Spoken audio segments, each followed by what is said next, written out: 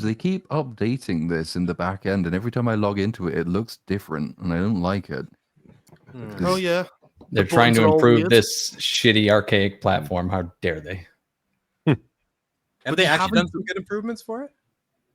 It had some improvements. I don't like it. The buttons just look weird. Now, yeah, it puts me off. I'm happy they didn't change the bit at the top of it where the start stream button is, because otherwise it would have taken me half an hour to find it, and then I would have been worried about pressing the wrong one. But now it's just like, oh look, we've got some magic. They look like tiles. It's like the iPhone from 2009. Yes, oh my god, you nailed it. Well, they do.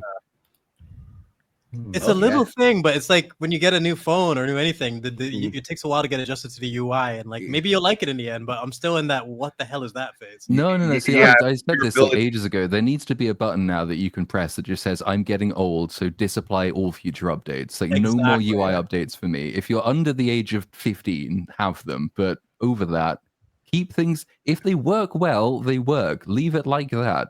Or add good new functionality, like the ability to make the chat box on the screen more than 4 lines long. That might be a good idea. Ridiculous. It feels like they never ask the customer when it comes to these updates. And in they don't care about your thought process at all, because that's a good point. Make this a little bit bigger. Worse.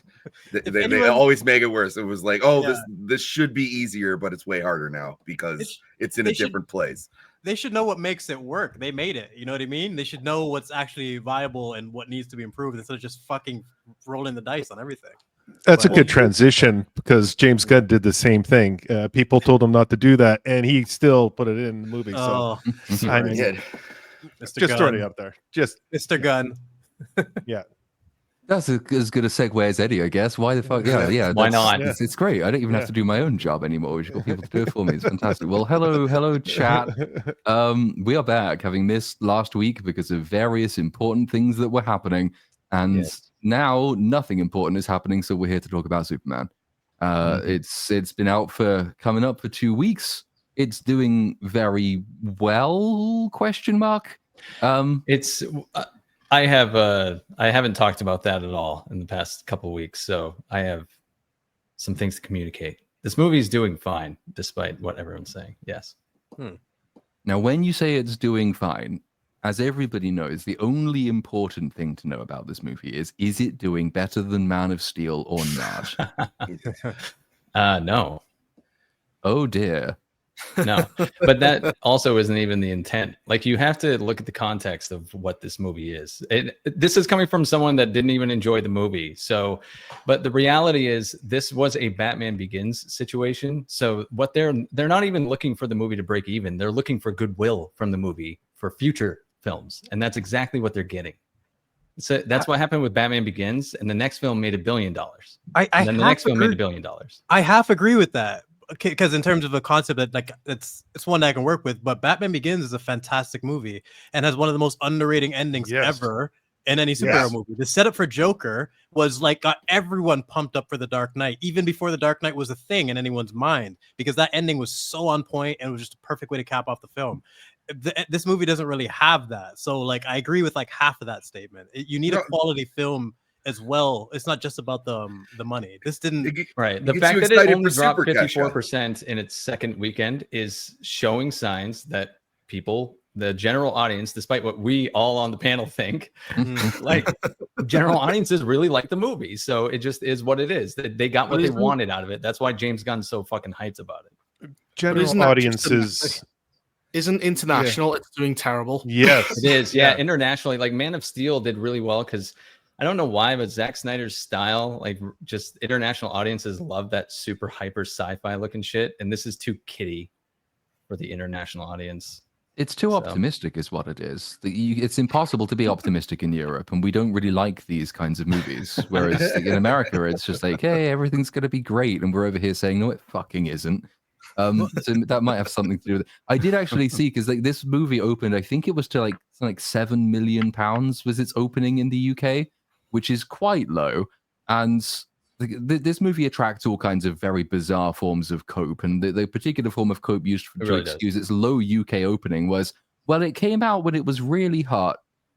So people, is that really what they said? That is actually what they said, because it was a really long, hot weekend. And for some reason, this means that fucking cinemas are some of the only buildings in the UK that have air conditioning. Yeah, so apparently that means that people wouldn't go to a nice, cool cinema to watch a film because it was too hot outside. That was the reason given. I don't know if it's picked up since then, but that was definitely a...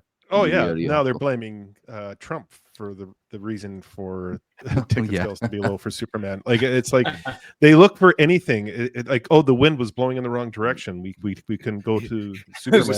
It was foggy in London that day. But like going back to financial, Warner Brothers was hanging their hat on this thing to make $1 billion. I do not believe that. I don't believe that. In January, they came out and like someone leaked that out saying Warner Brothers are really, really, really excited for this. They're really pushing this to hopefully make $1 billion. So now it's like, oh, we don't care about the money. We just want, this to, lead into the new DCU and everyone to be excited about it. So I don't know.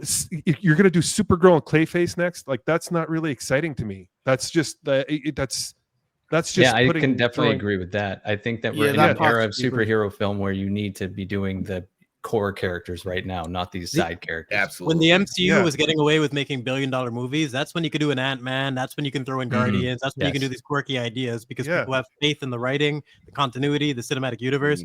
You can't do that now. Nobody's like the idea of putting all this money on Clayface and Supergirl and all these obscure characters that people are super invested in.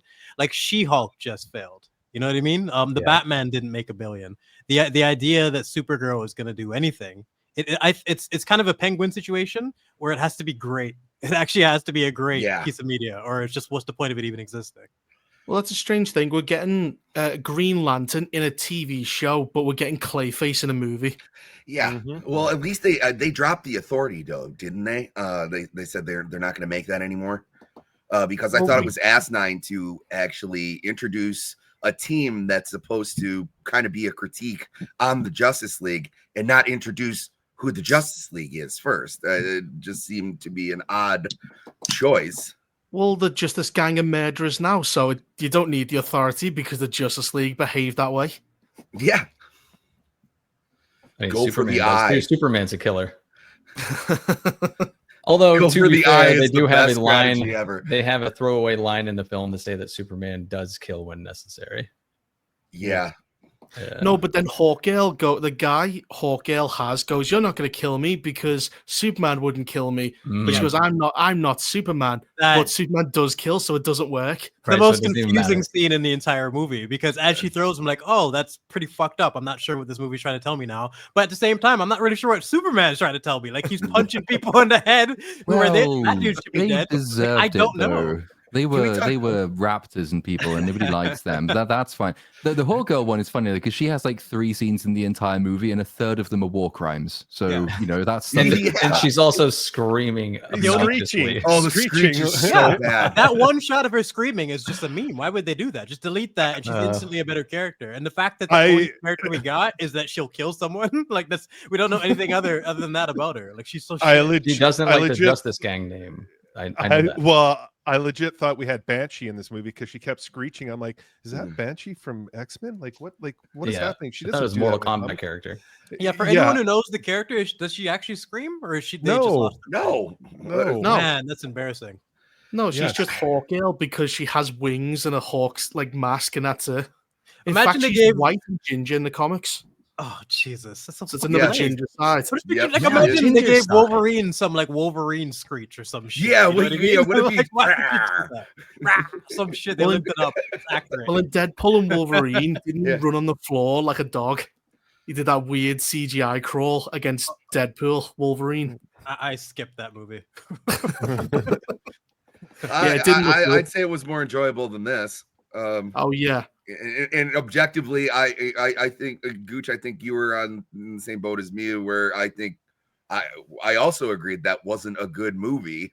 It was fun. I had fun watching it, but like when you're breaking it down critically, it doesn't really stand up to scrutiny. This completely falls apart with the cope, and then you see people going like, "This is my Superman," and you're like, "Really? Like, is it your Superman because they said it's your Superman now, or is like this the one that you actually picked? I haven't quite figured out why anyone has said it to this day, and I've been obviously still making a video on this and been sort of following a lot of the conversation around it, and it shouldn't come as a surprise to anybody in chat that I don't like this fucking stupid movie, and if you are going to be offended by that, fuck off. But like, I've not yet heard a proper argument from anyone, and I have been looking as to why this Superman is such a good Superman, or why he is. Like, besides him being basically nice, which is fine as a starting point, but makes for an incredibly flat character. What is good about the film? And it's like, well, actors were good. Yeah, fine. I quite like some of the actors. I wish they were in a better movie. And, well, I had fun with it. So, okay, but I had fun with Madam Web. What else have we got? We've got, well... Pride. The what? Nice. Kindness is the new punk rock, but then they commit murder afterwards. Oh, that was Make up your mind, terrible. That was painful. The people pushing kindness is the new rock are making fun of Zack Snyder's daughter killing herself. Oh my god. That's I can't believe you can say that and then say that. But it's also even before you get to that stage, the people who are saying that are also the people who say, "What, you didn't like this film? That means you're evil." It's like, well, that's not. Yeah. How stupid do you have to be not to understand these characters? There are no characters to understand. I think what's happening. I think what's happening with this film, because people are saying it's not woke in from both sides, and I don't know where that came from, because I haven't heard anyone say this movie's woke, but yet that narrative is being pushed out there that I don't know who's saying that, but like when I watched the movie, I didn't get woke. What I got was, I'm in the middle of a comic book and I have no idea what's happening. There's no emotional tone. And when there is a moment, it's taken away by either some blubbering male, because it's got to be a male crying in the back of an elevator or back of a spaceship or whatever the case, or the freaking dog. And it's taken away, and they don't let the moment soak and let you bathe in that like emotional tone. For people to sit there and tell me, "Oh, I cried 2 or 3 times." Yeah, well, I cried. I cried the whole time because it was terrible. But I mean, I can't trust your emotional stability there. If this is a movie, you know what I mean? Sounds like you need listening. If you cried when Gandalf died in the Fellowship, like you can be a grown ass man, and I'm like, I feel you, bro. Like, yeah, but that was earned though. Exactly. James Gunn specializes in creating Amazon Echo commercials that have those moments where the old people are listening to the songs and they dance together, and you sit there and you're like, oh, those are the moments he specializes in, the little bite-sized ones that require absolutely no context and no build. So you walk away talking about it. I was talking about it with my girlfriend after I brought her to see it too. And she was like, she didn't like the film. And then we were listening to the soundtrack afterwards and stuff. And she's like, oh, this makes me think I liked the movie. Because exactly. Manipulated. That's it. That's it, man. It can manipulate you so easily. And like, as a man or even a woman, but particularly as a man, your tears should be valuable. You don't just throw those away for nothing. Mufasa died and I was fucked up. Like, it's just like Gandalf, Ned, like there's certain things that can get a reaction out of certain people, you know what I mean? And like to just give it out for a movie like this meaningless, you should really feel something significant. If you're gonna do First Guardians, I don't know how you can get that out of this. I just you know, like I was touched by the end of that, you know what I mean? That was like he has the capacity to do it, but he adds these stupid things where it was like you just can't let a moment breathe. I'm so sick. It's like, dude, we get it. Your vinyl collection must be incredible, but like, you know, stop shoehorning this shit into the movie. It feels so disjointed where you're taking, and also shame on you for bringing a John Williams score to guitar. But like, even then you have like this epic theme, and then all of a sudden you're playing like this quirky little alternative rock song. And it's like, what are we doing here? Yeah, I completely agree. This is just not memorable whatsoever, and his approach with The Rock was just, it didn't work. And Platoon, what you mentioned, like the nice defense, like, oh, he's nice. The first person that comes to mind when I see that was like, Ray was nice. She was a very nice girl. Yeah. Fucking shit. Making this bypass the compressor. Some length in the video I'm doing is like if this was a female character in any other franchise, any other movie, then you would not be forgiving the complete absence of character in this film. Exactly. So it's one thing to say, well, it's good to have a superhero who's just nice and saves people, and I agree. Like that is a nice thing to see. We don't necessarily need a massively cynical take on Superman again. We've already had those. But that's not an excuse to give him no character or no arc or no development. You can still conclude with that nice, optimistic message, whilst also, meaningfully challenging him and his worldview and having him have to develop in response to things he's done. You can still have him make mistakes. You can still have the world sort of react against something he did with good intentions in a way that proves that he was too naive and he has to develop and learn. That's all just very basic character stuff that you can put to any ends you like. But he begins the movie as nice and a bit naive, and then he carries on being nice and a bit naive, and then the world around him says, "Oh, Superman, you say you're nice and naive, but maybe you've come to rape the women." And then he just holds on for a bit, and then by the end, it's just, no, he's still nice and naive, and because he stayed nice and naive, everyone decides they like him again. This is just a Mary Sue character arc, I say, in the arc advisedly, in that there is no arc there. Everyone will ultimately like him, and he doesn't have to make any difference in order for that to be the case. That's it. Yeah. Like, imagine this was your first Superman movie. Like, this was your introduction to the character. What the fuck would you think? It depends way too much on people already loving the character and doing most of the work for it. What's so crazy is the arc was right there for them too, because he could have, had a battle within himself about, the conflict, the conflicting message now. Like, this is what I thought, and it's all a lie, and blah, blah, blah. By the way, we got that Invincible, by the way. If anyone hasn't seen it, that's the story of Invincible. But I mean, throw that in there. But like, I mean, this, like, I said this from the very beginning when James Gunn was mentioned as the director of this film. I said, he's out of his depth here. He's great with no-name heroes or lower-tier heroes, but when you get an iconic character like Superman that's known around the globe, like Superman is number one, pretty much. Him and Batman and Spider-Man. He's gonna ruin it by adding way too many characters and elevating those characters and taking away the shine from Superman. And that's exactly what happened. When you ask people about this film, what did you like about it, Mr. Terrific, or Guy Gardner, exactly. or Crypto? They even say Crypto, but they never say Superman. That's such a good point.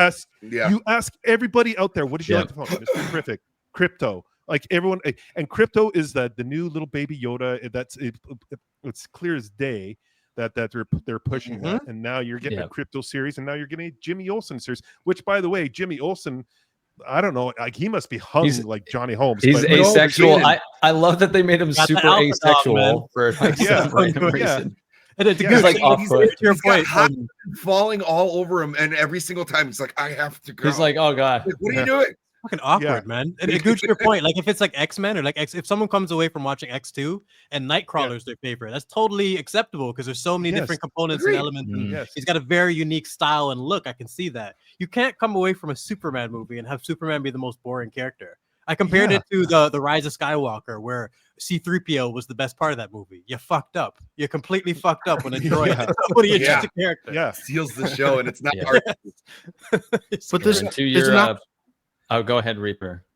I was to say there's an absolute refusal to have Superman make a moral dilemma. Every choice and anything is taken away from him. And also there's like the big thing is every film has a heroic sacrifice. Thor destroyed the Bifrost to save the Frost Giants, who he hates, but the cost was Jane Foster, never seen her again. Captain America crashes the ship to save the world, but he misses his date with Peggy Carter. Iron Man went to sacrifice himself against Obadiah Stane. What was Superman's personal sacrifice? What was his heroic moment? None of that is in the movie. Nothing. Not having a harem. Not having a harem. Yeah, he gave up the prospect of much sex with all of the other things. Fuck those hoes, Kal-El. The closest you'll get to that, because that is a really good point, and the closest you will get to that, I think, in the movie is like and it's not really a sacrifice because it was kind of beyond his control, but he had to sacrifice his like image of his real parents in the sense that he idolized them, kind of in the sense that we had a single line of dialogue telling us that he did, and he really loved the message that they left him, and then it turned out that they were evil, and so now he has to not be evil. I can't even accept that because he's a fucking moron. He didn't even confirm. Like the first thing he should want to know is how is this, whether or not it's true. There was never a moment of him questioning it. Everyone just accepted right off the bat. This is it. There's no way they've got because he was raised by morons. He was raised by morons. He's trying to groom us. Don't forget. And I said this backstage. Yeah. They show that video. One, it's from Lex Luthor, who's been going out of his way to like say that Superman's dangerous and everything. It was like regular people don't know who Jor-El is. So if they say, "Oh, Jor-El," some guy said it. Do this, you'd be like, okay, well, how do we know that's not a guy in a costume? Yeah, I'd be like, why is the guy from The Hangover talking about a fucking harem? Yeah. And you can't use social media in this sense too, because if you're going to use social media for this, what about all the social media moments that would have caught Superman doing amazing things that clearly isn't grooming people? This guy saved my grandma from a burning building. He's not fucking grooming us. This is bullshit. A real movie would have addressed this. Another thing, too, you ain't throwing shit at him, though. Dude, the reason why it wasn't addressed is because James Gunn knew the audience wouldn't accept it either because it's a ridiculous thing. So he had the characters instantly tell the audience, like, nope, it's real. It's real. It's real. Over and over again, he did this as well. That's the thing, because and he's had to say it in several interviews, which I think speaks to how unbelievable that plot point is. So is that he has I would say immediately after it happens, he has characters say, "Oh no, these IT guys who looked at it in 5 minutes and decoded an alien language for the first time ever, they are never wrong." And then they have another character say, "Nope, they're definitely never wrong." And then they have Lex Luthor say, "Nope, it's absolutely true." Then they have another character say, "No, it's definitely absolutely true." And still to this day in interviews, James Gunn is saying, "I don't understand why the audience thinks it's bullshit because characters told them it wasn't." It's like, well, that's because you made it ridiculous. Obviously, the most natural explanation is it was a lie. It's not just that. The ending of the movie, the payoff where he looks at his parents, his Earth parents, requires that message to be fake. Because then, if the message is fake, then what the real arc he goes on is that he was an idiot who was tricked into hating his biological parents. That's it. The message has to be real. Like that. Because that's it. There's no other way. He has to, because that looking at his real parents doesn't work if the message isn't real. Yeah, people in my comments section will still say I'm an idiot and that the message was fake. That's what I mean. It's such a broken part of the movie that everyone's still bickering and arguing about it. If his parents weren't in the movie for more than 30 seconds and just like that one little speech that is getting so much more praise than it deserves, in my opinion, the pocket scene should be like a baseline minimum for this. Yeah. But everything else in the movie is crap, so people have to praise that scene. But how do you have that and tell me that he had 30 years with these people, but he still, as a grown man, can't have his own values? That well, that's the thing, right? Because like this wants to not be an origin story film, but it doesn't have any ideas for what to do that aren't basic origin story beats. And so like, it has the basic idea of the conflict between the real and the biological parents. The real and the adoptive parents. It's got that in there, which is typical Superman origin story stuff. But because it doesn't want to be the origin story, it won't flesh those things out. So now you're in the weird position where you've got kind of a conflict of visions between the two sets of parents, but that requires that you just accept that he has ignored his adoptive parents for 30 years, and they're basically never in the movie. And then because the conflict and the choice between them is so ridiculous, there's never any drama as to which you might go with, because one side is so obviously wrong and evil, and the other one isn't. So the minute it happens, the scene gets praised because it's one of the only scenes where characters actually speak to each other in a way that doesn't immediately cut away to a joke or something retarded. But it's still like, it's so shallow because there's nothing else going on. Thank you. I've He been treats saying them that for like days. shit. He That's leaves them on scene for half the movie. Everyone praising. Oh, go ahead, Sammy. Sorry. No, I'm just saying. So, I mean, I get what you're saying, Platoon, but it was like almost in juxtaposition. Like, he isn't treating his Earth parents very good. Like, he does kind of come across as ingrateful. So, like, it's kind of annoying when he's down and they're kind of kissing his ass. Because it was like, dude, this guy's kind of an ingrate. Like, it was like you have 22 missed calls from your mother. Like, what the hell? I think that's part of the reason they had such few scenes with them in it. Because if you had more scenes and had a better understanding of them, this is his real family and he grew up here, it would really conflict with the way they do the rest of the plot. it makes him such a fucking moron. And I'm like, I can't take this character or this movie seriously after this moment. Why would you do this, James? Why would you do this? If you had the first 40 minutes of this movie continued that way, I could see people. I still wouldn't like it, but I could see people liking it who like Superman and like the wholesome aspect. And for all the people who didn't want the extreme darkness of Man of Steel, this is more tonally. This works better for them tonally. I could see that. But breaking it with this plot was one of the stupidest ideas they could have possibly had. It just makes none of it work. But this is just a fresh coat of paint on a rusty car. The inside, the substance is shit. It's rotten. Nothing. It doesn't work. No. It's just, it's brighter. It looks nicer. Everyone has got that fish-eyed lens, which I fucking hate, where everyone's zoomed in. And you look like the eyes are splitting apart. It's fucking horrible. And the fresh coat of paint thing, like, it's a fresh coat of paint that makes it look like a Marvel film. It's not actually, it's not new. It's like, it's not Zack Snyder. I do understand that point. But James Gunn has made it look like a Marvel film, and he's written it like a Marvel film. And it has all of the problems of all the recent terrible Marvel films, but dialed up quite significantly. What you've got is Marvel Superman. But because it doesn't have Marvel as a label on it, people are for some reason treating it as though it's this breath of fresh air. Every single problem in this movie is in the last 5 Marvel films. And actually, this movie has them in worse forms. And you keep pointing this out, and people are still saying, but it's true. It is absolutely. In fact, there has not been a Marvel villain that is as broken as Lex Luthor is in this movie, for example. This is the exact same script. This is the exact same script, almost, as Guardians 3. Everyone had to go rescue Rocket because he was captured. Oh, yeah. He was locked up. They had to go rescue him. Superman is locked up. And who's the hero finally? Jimmy Olsen. Like he's the one that solves it by getting the photos from what's her name, Tessbacher, and that's how they crack it. Not Lois Lane, not Mr. Terrific, not anybody, but Jimmy. But even then, that whole subplot is redundant. The entire not Israel versus not Palestine conflict is redundant. Because you don't need to have Lex gets caught for setting up a war in the Middle East, but he's not caught for splitting open Metropolis in half. That doesn't make any sense. Yeah. Another thing I'm sick about with these films, too, they did it, the Batman isn't really Batman until like the third act of the movie. Man of Steel, you're watching Clark, he's not totally Superman until at the end of the movie. This feels like it's very early on. I would like to see a movie with Superman like the Christopher Reeves one, where it's the fully realized character. Like when we see Christopher Reeve play Clark Kent, that is the realized Clark Kent. That is the realized Superman. Like from the get, he's saving people. He's not struggling with the building. He's catching the helicopter. I would have liked to see Superman be in the zone. Like, they say in the first taglines in the movie, this is the first fight he's ever lost. And was like, well, then show him. Show it. Yeah, that would have been convenient. The opening, adding 1,000. Maybe it would mean a little bit more, and it wouldn't feel like this grand plot fell out of the sky.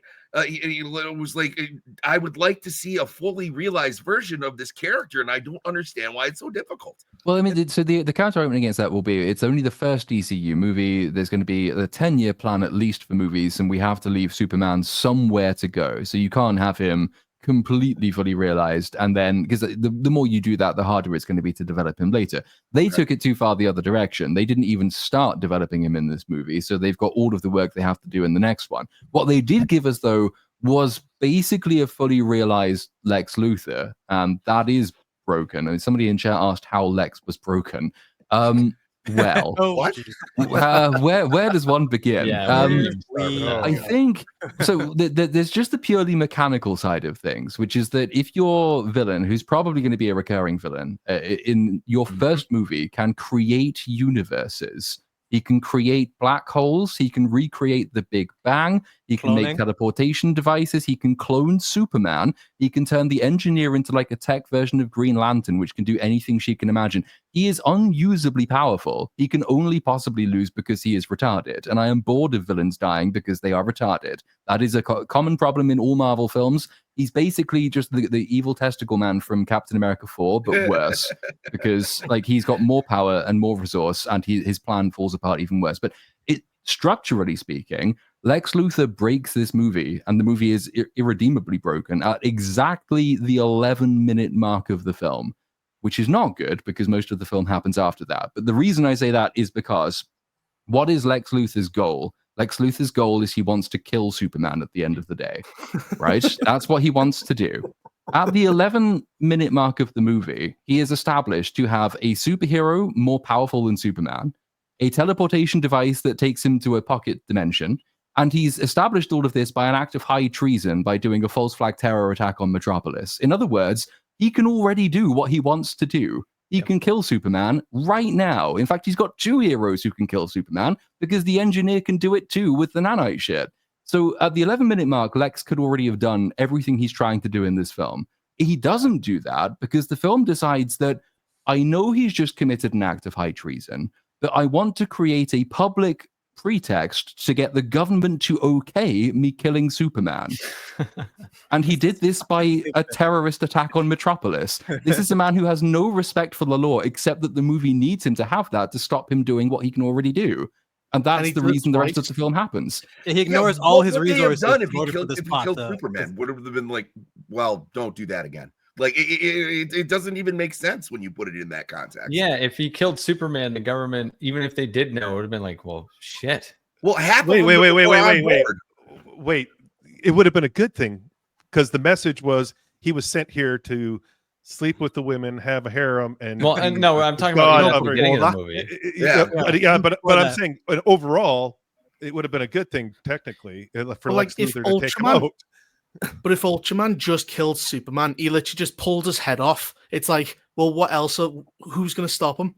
He's the strongest guy in the entire planet. Right now, who's going to stop him? Just like no one stops Superman. Now no one will just stop Ultraman. Oh god, that was the fucking maddening thing. So like Lex's first massive exposition scene to the government, you know, when he's pitching them on the Planet Watch or whatever it is, his security things, like Superman is incredibly dangerous because he's so powerful and he's an alien. And the government says, well, he stopped a war that we didn't want to happen. And Lex says, yeah, but he's super powerful and he's an alien. To stop him, I've been funneling weapons to a country to fabricate an invasion, which you know about, government. Also, I've made a superhero more powerful than Superman. Also, I do illegal shit all the time and you're on to me. So trust me instead. What? Fucking no. And the government's like, I don't know, man. Not without cover. Well, I don't think and again, that worked in The Boys, but Gunn doesn't know how to write a movie. He does not for this kind of movie. He's way out his depth. Season 1 of The Boys did a way better job of fleshing out its world building and making it a believable premise. Yeah, way better. Yeah. For what that show became, I will give credit to season 1 for being one of the more refreshing superhero pieces of media I'd seen in a long time until it shat itself. But this movie, just none of it functions. Like Platoon's mentioning, the amount of resources that Lex has to ignore for this plot to exist, the amount of brain cells that Superman has to fucking ignore for this, it's just none of it works. It's also a movie that just breaks itself while you're watching it. The opening text says, "Oh yeah, 300 years of metahumans. We've been in the age of gods and monsters for 3 centuries before the film starts." And in the movie, there's a little vox pop thing where you hear some guy in the background say, unelected superheroes doing stuff? Someone should do something about this. You've had 3 fucking centuries to do something about this. Why is this world not formed? You can't tell me it's been 3 centuries and then have people just starting to ask questions about it. How has any of this been functioning for the last 3 centuries? Why is the Justice Gang doesn't even have a fucking name yet? What's going on? You would have been better just saying, oh yeah, superheroes have just started appearing. That would have made more sense for the world as you actually see it in the film. James Gunn chose to say it's been 3 centuries, but then he did no work to show that it's been 3 centuries. It's just a world-building fuck up. 30 years since people in Metropolis were pretty chill about all the stuff happening around them. 30 years. Also, Superman is not a metahuman. Superman's an alien. Yeah, meta Like, humor doesn't work. the fucking hate first that thing term. that I saw on screen was a mistake. That's true. That is true.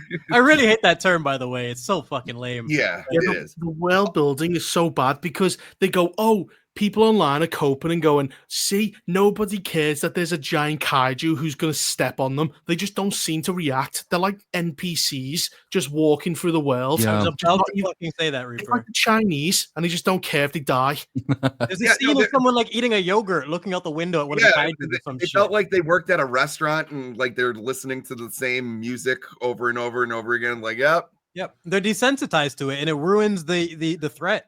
I don't understand this world if no one is concerned when there's a giant kaiju outside. It's it contradicts itself as well because that is the only thing the movie really does do to try and convey that there is an established history is deliberately to show people being almost like pathologically nonchalant about superheroes. Like the reason they react normally is there to try and make you think, oh, this is kind of normal for them. But then Lex's appeal to the government can't be, oh, Superman's an alien and this is bad. Because you've had 3 centuries of aliens. Superman wants to send the giant kaiju monster to an alien zoo. Fucking Supergirl's flying around out there. The Green Lantern Corps is based off of Earth. So on the one hand, all the people around react inappropriately to try and convince you that this has been going on for ages. But every time it comes up in conversation as a plot beat, it's presented as a brand new thing that everyone's panicking about. You can't have both of these things. Pick a lane and go with it. Don't say, oh, it's surprising, and also it's so normal that it's never surprising, because then you're just having your cake and eating it. And I don't like people who do that. It's a way of getting fat. I don't like fat people. The 300 years implies that the very foundation of America had superheroes. They must have fought in the Revolutionary War. That's how we won. And as you said, they don't seem to just like, they seem to be surprised when superheroes happen. It doesn't make any sense. Another thing too, I like how airtight could have Lex's plan been when you're taken down by selfies. And another thing, what could this woman's toes possibly look like? Shrimp, he says. It's like someone dropped shrimp on the floor. It's really funny, all right? It doesn't need to, it's fine. It's just a funny joke. Thank you. But, how did we go this long without talking about why are directors weird foot fetish guys? I have no idea. I don't know. That's what one the of the fuck is with that trend? That's one of the toughest questions ever, man. From Tarantino in like his Kill Bill scene to the Dawn of the Dead the Dust Till Dawn scene. Yeah. Oh god. I don't know, man. But even better question is the humor. What happened to humor? This is one of the worst movies since like Thor: Love and Thunder when it comes to injecting humor in a bad way, where it just destroys the tone and makes it impossible to get emotionally invested. There's so many. He's gonna do it to Judge Dredd now too. Yeah. It wasn't even humor either. Like during the Pa Kent scene that everyone enjoys so much, it abruptly ends because of the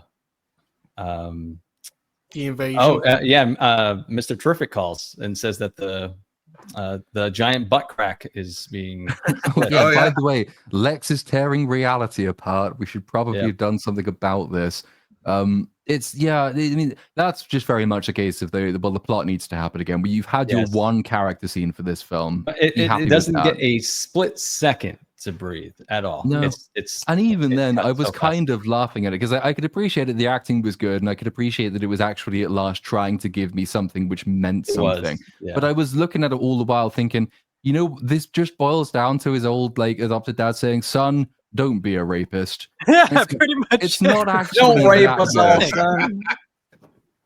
Give me the tools to do what you want to do, Clark. Don't fucking have a harem and rape all those hoes, Kyle. It's just like we talked. Is it the South Park, like when they were doing like Mr. Garrison became Trump on the platform of just fuck them all to death, and that's literally like what's his name, Jarrell's plan in this film. It's just fuck them all to death. I can't take it seriously. And has anyone? Sorry, I was going to say, has anyone seen the Supergirl question he was asked? Like, why didn't Supergirl tell him that his parents were Genghis Khan enthusiasts? Yeah. Good question. Yeah. She should be checking in with him constantly, going, "What's up, Cal? You fucking?" Well, where's the hose, Cal? What's going on? I don't see a harem yet, Cal. See robots, get on that. he's answered it. Basically, the question in Rolling Stones is, I think people want to be reassured that there's a good explanation as to why Supergirl didn't tell Superman about his parents, since she presumably has more knowledge about Krypton. His answer was, you're assuming that everybody on Krypton is the same, and how would she know? She's younger than him. She wouldn't know. She wouldn't know anything about his parents. That's it. I mean, that's the age that she came. He's like, no, but it's like you know what I mean? So she was 21 years old when the planet blew up. So yeah, I knew my aunt and uncles very well by the time I was 21 years old. We had a couple of Christmases under my belt, you know. He says, I'm not a Superman. Sorry, go ahead, Reaper. I was saying, he says you assume everyone on Krypton is the same. So wait, is he like a neo-Nazi Jor-El? He's just part of the skinheads, or is he actually like? Does he represent Krypton as like an empire? Which is it? Well, it would have been better if Lara kind of looked at Jor-El and was like, "Hey, what the fuck are you talking about?" The impression you take away from it is that he was speaking sort of authoritatively as part of Kryptonian culture. Yeah. Because he's talking about the survival of the species and all the rest of that shit. Now, if it was the case that he just happened to be a particularly weird guy and he was into all of that stuff, but most of Krypton would have said, nah. You'd think, given that Supergirl, isn't she his cousin? She's cousin, right? She's supposed to be older. She's not unrelated to the family. You'd think that people on Krypton might know and take note of the fact that one of their members seems to be espousing intergalactic rape. It's like, not. You can't. That's what I said. I by the time I was 21, I knew my aunt and uncles pretty well. But imagine, imagine your uncle spouting intergalactic rape, and he's also building a rocket. You don't know my family, bro. Nobody questions it. He's putting his kids in a rocket, and Krypton Child Services don't show up to stop him. It was like, yeah, we gotta go to the L house again. That's clearly James speaking out of his ass, right? Because like Gooch, your reaction, isn't that based off the fact that, like, I don't know Superman that well, but she's supposed to be younger than him, so she should have access to the technically she's older than him. Or sorry, older is what I meant. She got lost in flux, so she didn't age because she was in stasis. So he was an infant. She was like a teenager, 21 years old. So my point is, the lore should break Gunn's logic here. So he's just cheating on himself here. So how is he going and praising all these things that he's taken from the comics, but he doesn't understand the basic lore that should contradict his fucking story? Well, no, she's getting drunk all the time, apparently. Yeah, like she goes to Red Suns to get drunk because booze is the answer for everything. That'll fix all your plot holes. I'm almost less interested in James Gunn contradicting lore than I am in people who will defend his bad decisions because they are also shit in comics, but then completely overlook the stuff that he breaks that comes from comics. Like, I've heard people do this, particularly for like Lex Luthor. If you point out that Lex Luthor is not a character in this film, he's just an incredibly broken plot device. And he has no stated reason to act the way he does or to think the way he thinks, and we don't know anything. You will get a non-trivial number of people saying, but in the comics, Lex Luthor was like this. And everybody knows that Lex Luthor hates Superman because it's in all of the comics. This is not a comics adaptation. This is not a comic sequel. This is a new universe. It's the same principle as Marvel. You can't appeal to comics to explain non-existent reasoning in the film. And then when James Gunn goes and does something like, oh, yeah, by the way, Superman's parents were intergalactic rape lords, then say, well, that doesn't matter because it's new. Like, pick a fucking standard. Stick with that standard. Yeah. Or have Supergirl go like, oh, thank God, you're nothing like your dad. And to add point to your comic thing, comics have done everything. You've had good Lex Luthor, you've had bad Lex Luthor. You can appeal to anything because they've done everything. Exactly. Character's been around for 85 years. They've tried it all. In Superman Red Sun, Lex Luthor's the good guy and Superman's the villain. So it doesn't mean anything. Yeah. But this film, like from when I watched it, it was like, if I didn't know anything about the comics, if I didn't know anything about Superman, I would be lost because you have so many fast-paced scenes that you have to fill in the gaps. And especially the one scene that were Lois and Superman and the Green Lantern and Hawkgirl and Mr. Terrific are fighting the space imp out in the skies there, and he's talking about doing good, but yet they're tackling this imp out over Metropolis, And then he's like, "Oh, this is good, Coco." And you're like, "What the hell is this scene? Oh what my is God. actually happening in this scene?" I have no idea what to make of this, because you're trying to force this relationship between Lois and Clark, or Superman at that moment, but yet you have something in the background that's taking it away. And by the way, he talks about being always trying to be good, but yet he's not helping out everyone else to make sure that so he's confusing, no, they man. got so it. like it's like I'm like, okay, you're contradicting yourself in this scene, just this scene alone. So That's why I was. That's why I Yeah. said, sorry, Coach. I was just saying, that's why I was saying earlier, like, imagine this was your first Superman movie. Imagine this is Yeah. your introduction to the character. You can't have it where you have to go outside of the story to understand the story at all. And if you look at all the other introductionary movies, like Batman Begins, like we mentioned earlier, you do not need to know the comics. You do not need to know the cartoons. You could have never heard of Batman in your life. You could skip the intro where it says Batman and still watch just a great movie of a character going through a journey. You can't get that in this movie. There's so many things that are broken. There's so many things that are undercooked. And there's so many things that are forced in, from the humor to the dog. Like we mentioned offline, one of the most horrible editions of a doggo I've ever seen. Everybody loves dogs, but this is not the way to do it. Have no setup and payoff. Have him just be an unruly asshole. I can't stand the dog. He's there just to be cute. Nothing. There's no good boy moment. Yeah. He doesn't do anything that helps the characters. He's an asshole dog. Like, so he's a dick. I fucking hate that dog.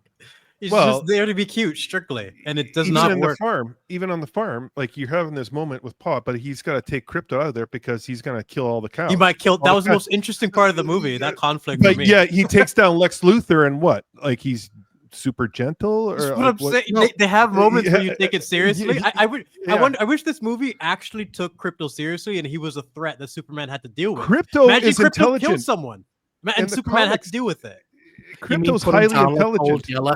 Superman goes, Yeah. "Oh, Crypto, you're too dangerous," and he has to laser his eyes and just kill him. yeah, that would be awesome if he had to put Crypto down. If he had to actually deal with the consequences of Crypto being a cunt, this movie would be 1,000 times better. This Oh is my God. This is a prime example of James Gunn not serving the character, but putting himself in the character, because he adopted a dog.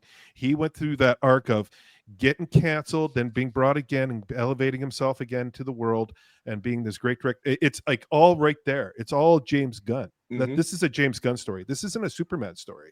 This is a James Gunn story. Yeah, it's his dog I'm too, starting right? to think we're getting a Lucas situation where James Gunn had a people around him who could say no. And as he's got more powerful and more recognition, he has no one to restrain him. So he just does all this stupid shit nobody wants. Yeah. Prequels, No, man. it feels like that. Like, I said straight from the get, like, you have this wonderful score, and you still have the hubris to throw in your punk rock shit that was fine for Guardians of the Galaxy. This isn't Guardians of the Galaxy.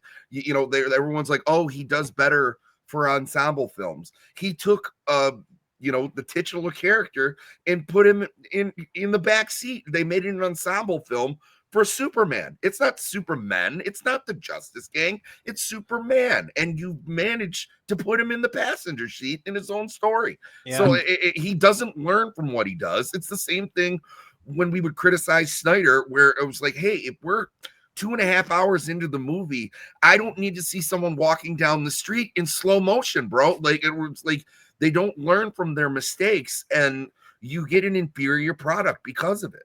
But Guardians also like managed to do it. So like it was an ensemble film basically from the beginning, but at least the way it was structured allowed you to get to know characters kind of sequentially. So like you spend time with Peter Quill first, you understand something about him, then you meet one at a time. You start adding characters to the list, and they each get kind of a solo scene, or at least a duopoly scene toward the beginning of their presence in the movie, so we can understand personality stuff, value stuff, how they're going to interact, and then they have a conflict between themselves they have to resolve throughout the movie. This movie skips all of that. This movie doesn't really follow that kind of structure, to the point where it is an ensemble film. That's true. Superman has taken a bit of a backseat in his own movie, also true, but we haven't then spent the time really giving us characters around him who will be interesting to see come back. I know people like the performances for Mr. Terrific and Guy Gardner, and I agree with that. I think the performances and the actors are good.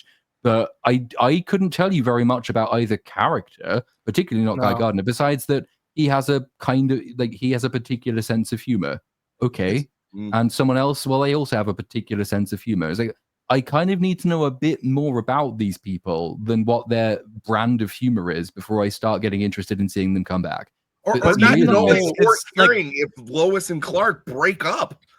Nobody cares about the relationship whatsoever. And just like he's saying, this movie's like, it's Guardians without the substance when it comes to the character work that Guardians had to introduce them and the relationships. Like him and Lois, there was just think nothing about the there, even though they heartbreak were good actors. For Star Wars, or I'm sorry, for Star-Lord and Gamora, when she comes back, and they had spent that time together, and he still loves her, but she doesn't know him. It was like that was a wonderful character arc, and it was intriguing to watch. And it was like, then I'm watching these two fight in the kitchen, and then maybe talk about what punk rock is, and I was like, I don't know if I give a shit. Well, yeah, because that's a really, really good counterexample, is because they see Star-Lord and Gamora have these really quite well-drawn personalities. They have conflicting goals at the outset. They have to sort of put aside some of their own selfish ambitions to come together. They're very clearly distinct, and their character journeys could easily have taken them in the opposite directions going forward. But this movie, you've got Superman and you've got Lois Lane, and they start off, and the only real conflict is quite abstract, and it's just her being a journalist asking him slightly awkward questions about intervening in the Middle East.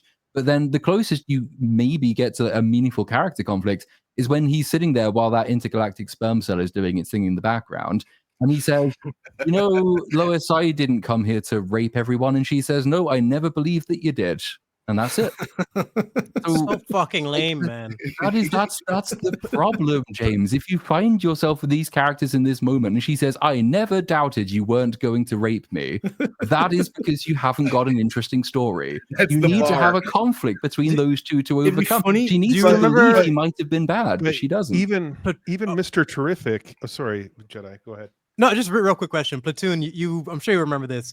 Jon Snow and Ygritte, literally their interactions just during the first 15, 20 minutes of the meeting is so much more significant, so much more substantive than anything you'd get in this movie in terms of explaining their positions, and you have a better understanding of their characters through it. So their relationship growing from there was meaningful. It's probably one of the best on-screen chemistry situations I've ever seen. It led to them fucking getting married in real life. They're still together to this day. That's how good it was. It worked on-screen all the way to off-screen. So it's so believable. That's one of the best ones. This, I just felt nothing throughout the entire thing. And even the one scene that they could have had potential with is marred by jokes, because that's all Gunn can do. Well, that's exactly my... sorry, go ahead. No, I was just going to say, you mentioned Mr. Terrific. I even had trouble with him because even though he was like probably the main character in this movie, but he had two sides to him. In one moment, he was the smartest man in the world. He was very calm, like very autistic, almost like he was just like cool and nothing bothered him under pressure. And then you get other moments where he's acting like some 70s Harlem character, like, yeah, well, what's going on? You like, what you doing down there? Like, and I'm like, what kind of character are we trying to build here? Because like one moment, it's like one moment he's like cool under pressure. He's like doing what he can, even with the spheres. He's just sitting there, just not even flinching. But then you get moments where he's acting like he should be in Shaft or something, and I'm like, what the hell? Yeah, he's a jive turkey. Even at the end of the movie, I'm like, what are we witnessing? And people are sitting there. He wasn't like that. I'm like, watch the movie again. Mr. Goddamn Terrific. Yeah, it was so weird. And another thing too, we talked about earlier.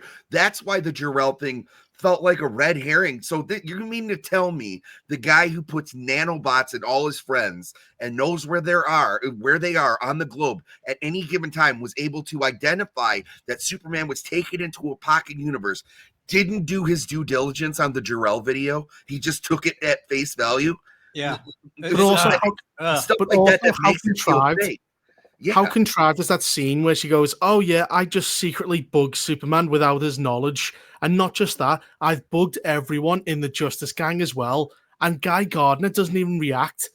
Doesn't react to his friend who's secretly fucking injected shit into his body. Yeah, Hawkgirl looks at him like, though, like that is only the second most broken thing in that scene, because the most broken thing is Guy Gardner being comically indiscreet, and it is just for comic reasons. It's like, wait, so you know who Superman is? You know he wears the hypno glasses and his name is Clark Kent?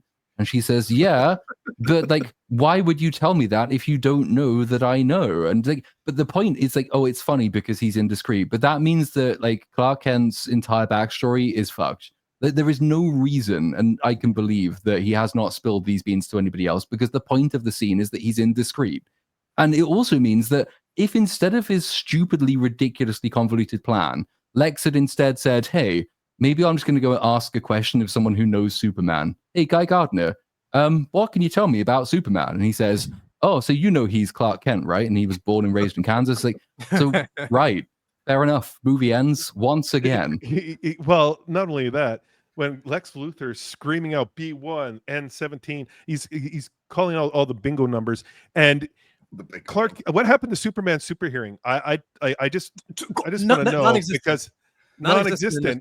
Yeah. He can hear everyone else say, and he's screaming in the beginning of the movie, they're all gonna die. But yet, when Lex Luthor is a few hundred feet away, maybe 100 yards away, he can't hear him scream out these numbers. Yeah, and they're trashing the Fortress of Solitude. 1A. The thing with that is that because like that power isn't established in the movie, we don't know that he has it or doesn't have it. I'm prepared just to accept that as far as we know so far, Superman, this version of Superman just doesn't have super hearing. The problem's going to come if in a subsequent Superman film, James Gunn decides he does have super hearing, in which case there's another problem with this already broken film. He's fully locked into this now. This is the type of thing I don't think he's going to stick to the rules he's established. You cannot have any super hearing scenes in future Superman movies. It's over. Yeah. But the thing is, they did the same thing with Homelander, ignoring the superpowers and putting it on and off. So I could see them doing that. Like, opening scene. He completely ignores that they trash his house. Like he would be able to hear that.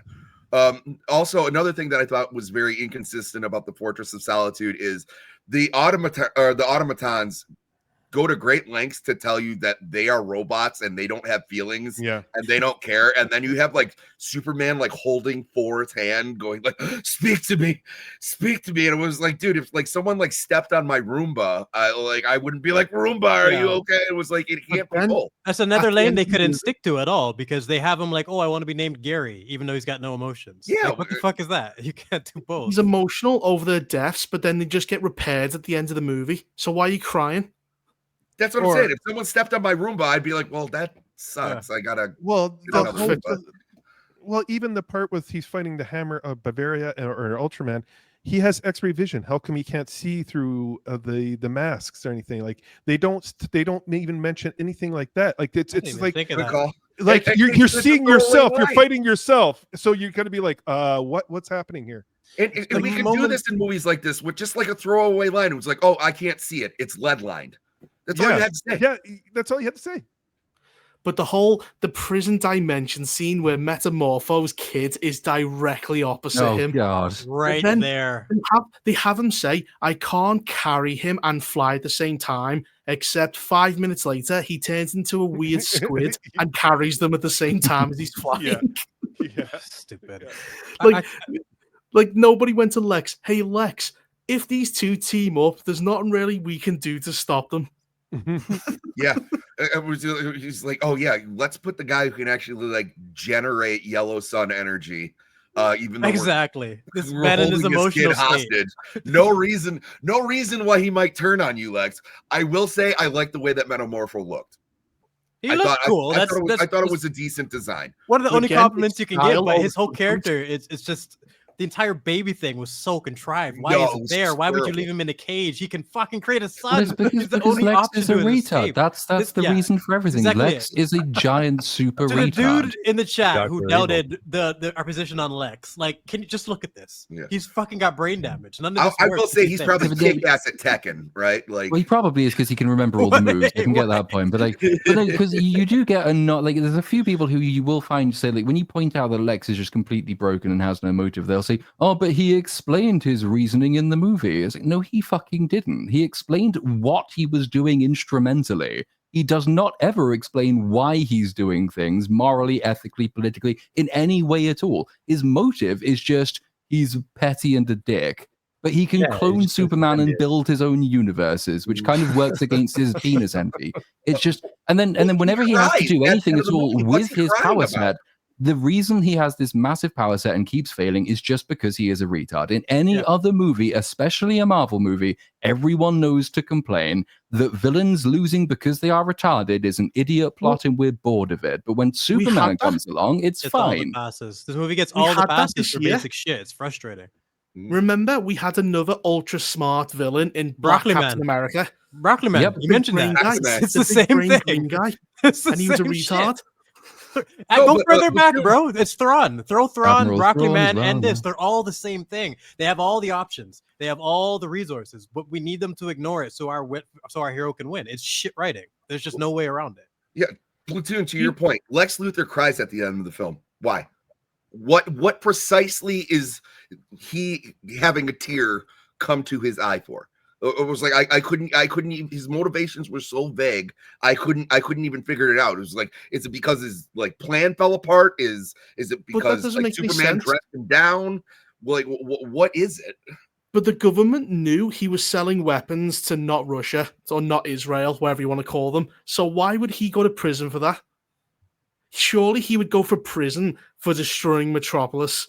And creating a fucking world-destroying portal with a black hole in it. Yeah, just ignore that. Because I'd forgotten as well on my first watch. On second watch, I'd completely forgotten that the portal is in his own like private military camp. It's in a tent. It's 5 miles outside of Metropolis, and there's a giant LexCorp flag flying over it. There's not a ton of ambiguity as to what's going on here. And then there's the scene in the movie where Superman has said he spent all day flying around looking for crypto. But this camp is 5 minutes away from the city, and he has X-ray vision. Apparently, he just never thought, I wonder if it's in the giant LexCorp flag-planted fucking campsite with suspicious military people, which, by the way, the Hammer of Boravia terrorist flew to at the beginning of the movie. I wonder if there's something suspicious that might be happening there. Yeah, but no, I guess not. Billboard that says "Evil Lair." Basically, no reason to go there. Yet it's Lex Luthor who took your dog. So you just go to all his buildings and everything he owns. It's so stupid. Well, another thing too that's inconsistent. So we were talking about the Hammer of Bavaria, Ultraman, whatever you want to call him. So Lex Luthor is doing these things where he's calling out the fight moves, right? Well, oh god, yeah. Once they take out all the screens, he seems to be fighting just fine, if not better. It seemed to be like that's a completely unneeded thing, and you could have just made him an evil clone, and we would have gotten that he's an evil clone. I mean, I guess, hey, suggesting some moves that might counter, but he was going toe to toe Superman just fine without aid, which also leads you to question how smart Ultraman is. Like, if you were. If it was like a Bizarro character, that was the explanation. Understand. Lex says, well, I cloned him, but it went wrong, so he has no brain. So I have to give him orders. But yeah. But he's smart enough to tell Lex about the girl sending the emails because he hears it in the next room. Yep. Yeah, and he fights unaided, and he's still going toe-to-toe with Superman. So it's like, yeah, if you said, hey, this is a defaulty clone, or, this is a faulty clone, it doesn't operate well, then show him doing something where we realize what his fault is, where he, like when no one's talking to him, he's just like staring at a wall or like show us that there's nothing going on. Here's a really wild, wacky out there suggestion. If that clone broke, clone another one. Yeah. Not that's what I mean about him being broken. One? You can't ignore these one clone version of Superman when you can just clone just because you only had one hair doesn't mean you can only clone one Superman. You could just reuse the technology, have an army of cloned Superman. As someone in chat points out, you've cloned Superman, you could use him to frame the real Superman to make him unpopular. There are so many things that Lex can do, and the fact he doesn't do them is because he is retarded, and this is not a good villain, and he's going to come back, and he's going to be even worse. And I'm not looking forward to it. But, fuck it. If it's a fun movie because it's not Zack Snyder, then you do you. Well, he was asked, is Ultraman coming back? And he went, maybe, which means he doesn't know. He doesn't have a fucking clue. Yeah, I haven't gotten that. It has like Force Awakens vibes a little bit. Yeah, 100%. It really did. Yeah. But this movie ignores so many of the things that it sets up. It's so many contradictions. It's a movie that feels like it's unaware. It's a movie, I mentioned this in other streams, but it's a movie that I feel like didn't learn from the last 10, 15 years of superhero movies in terms of the mistakes it made on its first outing. Like early MCU being criticized for like people just fighting their clone, like Iron Man fighting Obadiah Stane, Hulk fighting the Abomination, just clone matchups for the villains. And then they go and do that again here. People are sick and tired of the multiverse, but then they shove in the pocket universe here to try to play the same game. It just has all those same shitty elements that people are sick to death of, but they shoved it all into one movie, which is just, I don't understand how this is going to be strong enough to create a universe. It's no Batman Begins. It's no Iron Man. It's just, and how shit did the river look? The ion awful. The Minecraft flow. Yeah. The movie Not Pixels, just that, that's what it was. What Mr. Terrific says, it's an anti-proton river. And I went, that's antimatter. The second he touched that, he should have just fucking exploded. Yeah. You should have had an explosion. That was like 5 million nuclear bombs. Yep. How have we gone an hour on this without mentioning the monkeys? Because I thought that was my biggest breaking point, where I started just laughing, howling at the screen. I sent that picture to everyone I could. I'm just like, are you fucking shitting me? This is real. Like, they showed the fucking writing room in the movie. Yeah. But that's the annoying thing. The James Gunn simps are just as insufferable as the Snyder Bros. Because anytime you go, well, here's a problem here, all they do is post the monkey gif. They have no argument. Nothing.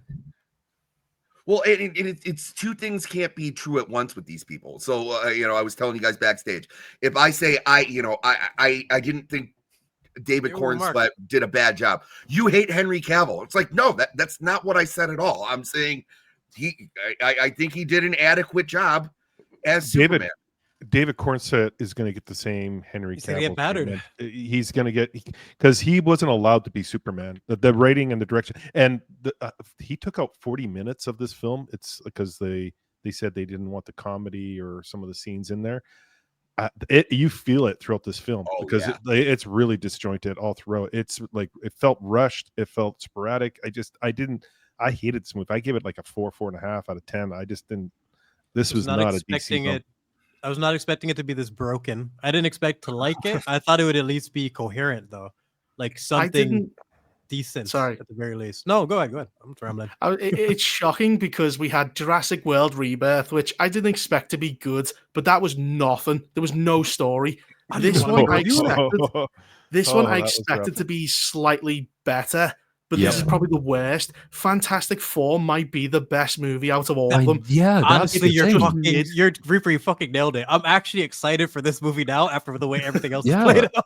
Well, because I find it. I mean, it's famous last words. I just can't imagine a way for Fantastic Four to be worse than Superman at this point. And it is the opposite. I would before this summer have said quality order, Superman, then Fantastic Four, then Jurassic World. And I'm probably going to be in a position where it's going to be Fantastic Four, then Jurassic World, then Superman. And that's saying something because I fucking hate Jurassic World. Jurassic World was so bad. But there's nothing in it. It's just the thing. We've talked about it where it's like, I fucking despise that movie, but technically it's better than a lot of the other ones just because nothing fucking happens. It's absolutely, they made dinosaurs boring. For the first time, like Dominion was one of the most retarded movies that has ever happened on planet Earth. But it's not boring. My thing is with that is like how much shit has to go wrong in this park before like you scrap the idea. Okay, Sammy. So you don't know about the Snickers bar then? No. What happened, dude? Does anyone want to take this? Well, I mean, that's the thing, right? Because on the very first scene of Jurassic World Rebirth, like the entire movie happens because a guy drops a Snickers wrapper that gets sucked into a door that shuts down all the security systems in a secret research facility, and all the dinosaurs escape. And I watched that thinking, this is going to be the most retarded plot point I see. Me too. And it's not. It's not. Lex Luthor is more retarded than the Snickers wrapper. Hooray. Somehow Platoon, the way you made like Taken 3, like you want Liam Neeson to go like, okay, I'll save you, but I don't think you're going to learn anything from it if I do. Like those movies. It seems like a bad idea. So like I like in the book, they bombed the whole island. You know what I mean? It was like one and done. Even Crichton didn't want to write The Lost World.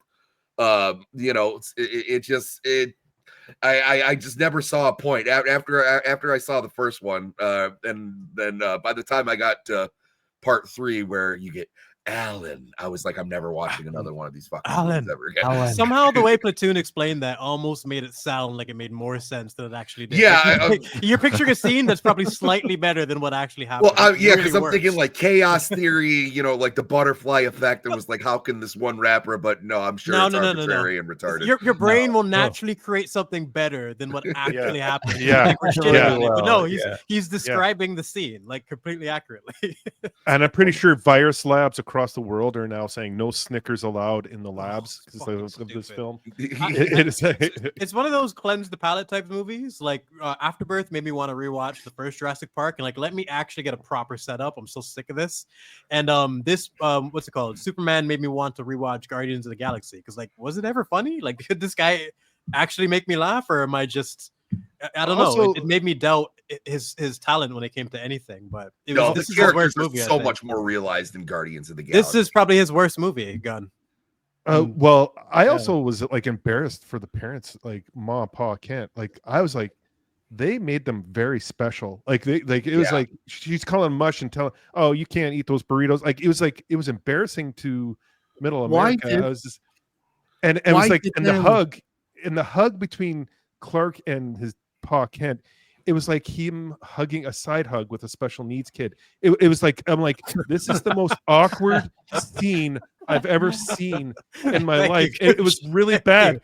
I was like, he should be embarrassed. And he's like, this is what I saw as in America. I'm like, if you were raised by retards, that explains a lot. That explains a lot. Thank you, Gooch. I thought I was like the only one who thought that Kent scene is just so overpraised. What were you saying, Reaper, though? Sorry, I cut you off. Did no one else find it strange how his parents have a completely different accent than Clark Kent? Yes. No, not really. Not the fact that yes, they have the same accent. I feel like there is no. You do not look like someone who was raised by this man. I don't see anything of him in you. In even the small scenes we got with how terrible he was in Man of Steel, I could see. I don't know. Maybe it's the casting, but they just didn't. They didn't give me the vibe of father and son, whether it's adopted or not. No. It was like he was raised by two special need parents, and he felt sorry for him, and that's why he was simple throughout the movie because like that's what he was raised in, and I was like, oh, that makes sense. Paul Krant was crying half the fucking movie. Clark was crying and getting beaten up half the fucking movie. It's like this is not what this isn't like. I don't even like Superman, but I know this is not what Superman is supposed to be. He's supposed to be much more, and people are just throwing the word stoic out there over and over again as if that's the quick summary of his whole character. It's about someone who's supposed to be much more in tune with who he is as a person and why he's here. He knows what he's here to do, and he's supposed to be a much more driven and stable person than that. One little message on fucking TikTok shouldn't shatter his whole world. Like I can't do that. He's a man raised by two people who can't show him how to be one. Yes. He has no male figure in his life, so no wonder he's like over him. When that fucking Mally dies, he's going, Mally! I'm like, who the fuck is Mally? Yeah, what the fuck? Why is Mally the key decision for Metamorpho to switch sides? And then they just go to having a joke right after that, where a lot of people thought the movie was going to switch tonally at that point, after he shoots the dude. But the fucking scene with Mr. Terrific is like fun, like just a complete, just shifting the tone in a way that doesn't make any sense. They couldn't decide which way to go. Yeah, I've never even been to the Midwest. Well, like I'm saying Midwest, but like if that's the portrayal of, because Leon says, well, that's what I've been raised up. I'm like, okay, like I mean, it's Leon, but I mean, it's like like. I'm like, that is really like off-putting. Like you're making him very simple. And then when he's talking the speech and he's talking about getting the shits from eating burritos in his speech. And I'm sitting there like, what the hell is happening in this scene? Trying to humanize him, don't you know? Yeah. And then she's like, oh, mush. I'm like, what is happening? No, even my girlfriend pointed out, like, why is Ma being mean to Pa about crying? He's always a big old softy. Oh, that's just Paul Kent. Like he's just being a good dad. Let the man be a good dad. Yeah, be a dick. Is there anything you guys liked about the movie as we're like roasting into the ground? Nothing. When it ended, yeah, I loved it when it ended. Is that even the Supergirl cameo at the end? Like, she gets violently attacked by Crypto, and she thinks it's funny that her dog's a savage. Then she's a drunken whore who gets fucked by aliens, and then Superman is smiling because for some reason, I don't know why. I was like, what the fuck is this ending? That's going to be the plot of the Supergirl movie is she gets drunk and hooks up with Lobo, right? Getting gang banged by fucking aliens with tentacles and shit, man. Again, why did they wait to the last 2 seconds of the movie to show that he actually had some family and like a life that he had here? Like, how could that? I think that could have been a better montage if we're going to just slap some exposition in. Showing him get his ass whooped on the ground. Go to your cousin, get anything from to your cousin and go, hey, so I have this video from my parents, and they're telling me to, like, start a harem and take over the planet. Could you elaborate on that further? Because, like, I'm getting mixed signals. They told me to, like, go there and do good stuff, but then, like, at the end of it, it gets a little glitchy, and, they're telling me to rape everybody and take over the planet. So I don't know how to take this. Real film and a real character would have addressed that, along with Crypto and all the bodies he would have accumulated throughout this movie. But here's the problem with the overall film is like Superman's supposed to be about hope, and he's supposed to be about like your morals, the American way, living life, doing good unto others, like helping each other, and he, like, I think Reaper or Jedi, one of you guys said it, is like he gets no respect throughout the film. He gets beaten up all throughout the film. Just crying. And then you bring in a female superhero and you're thinking, oh, this will be good for girls to see. She comes in intoxicated, and then what does she say to Clark? A bitch. Bye, bitch. And it's Yeah. like, oh, okay, that's a great setting for kids. I guarantee she's not getting beaten up and crying throughout her whole movie. Bet you anything. No, Lobo will. No way. Because Lobo can't really die. So his gimmick will be he'll be beaten up, his head will come off, his arm, she'll pull his arms off, she'll do that, but he can't really die. So he'll be the punching bag. Yeah, he was like DC's answer to Wolverine. Yeah, I think they want us to stop talking Superman. But it's just Fantastic Four. Was that like a bigger domestic opening? Because wasn't it like?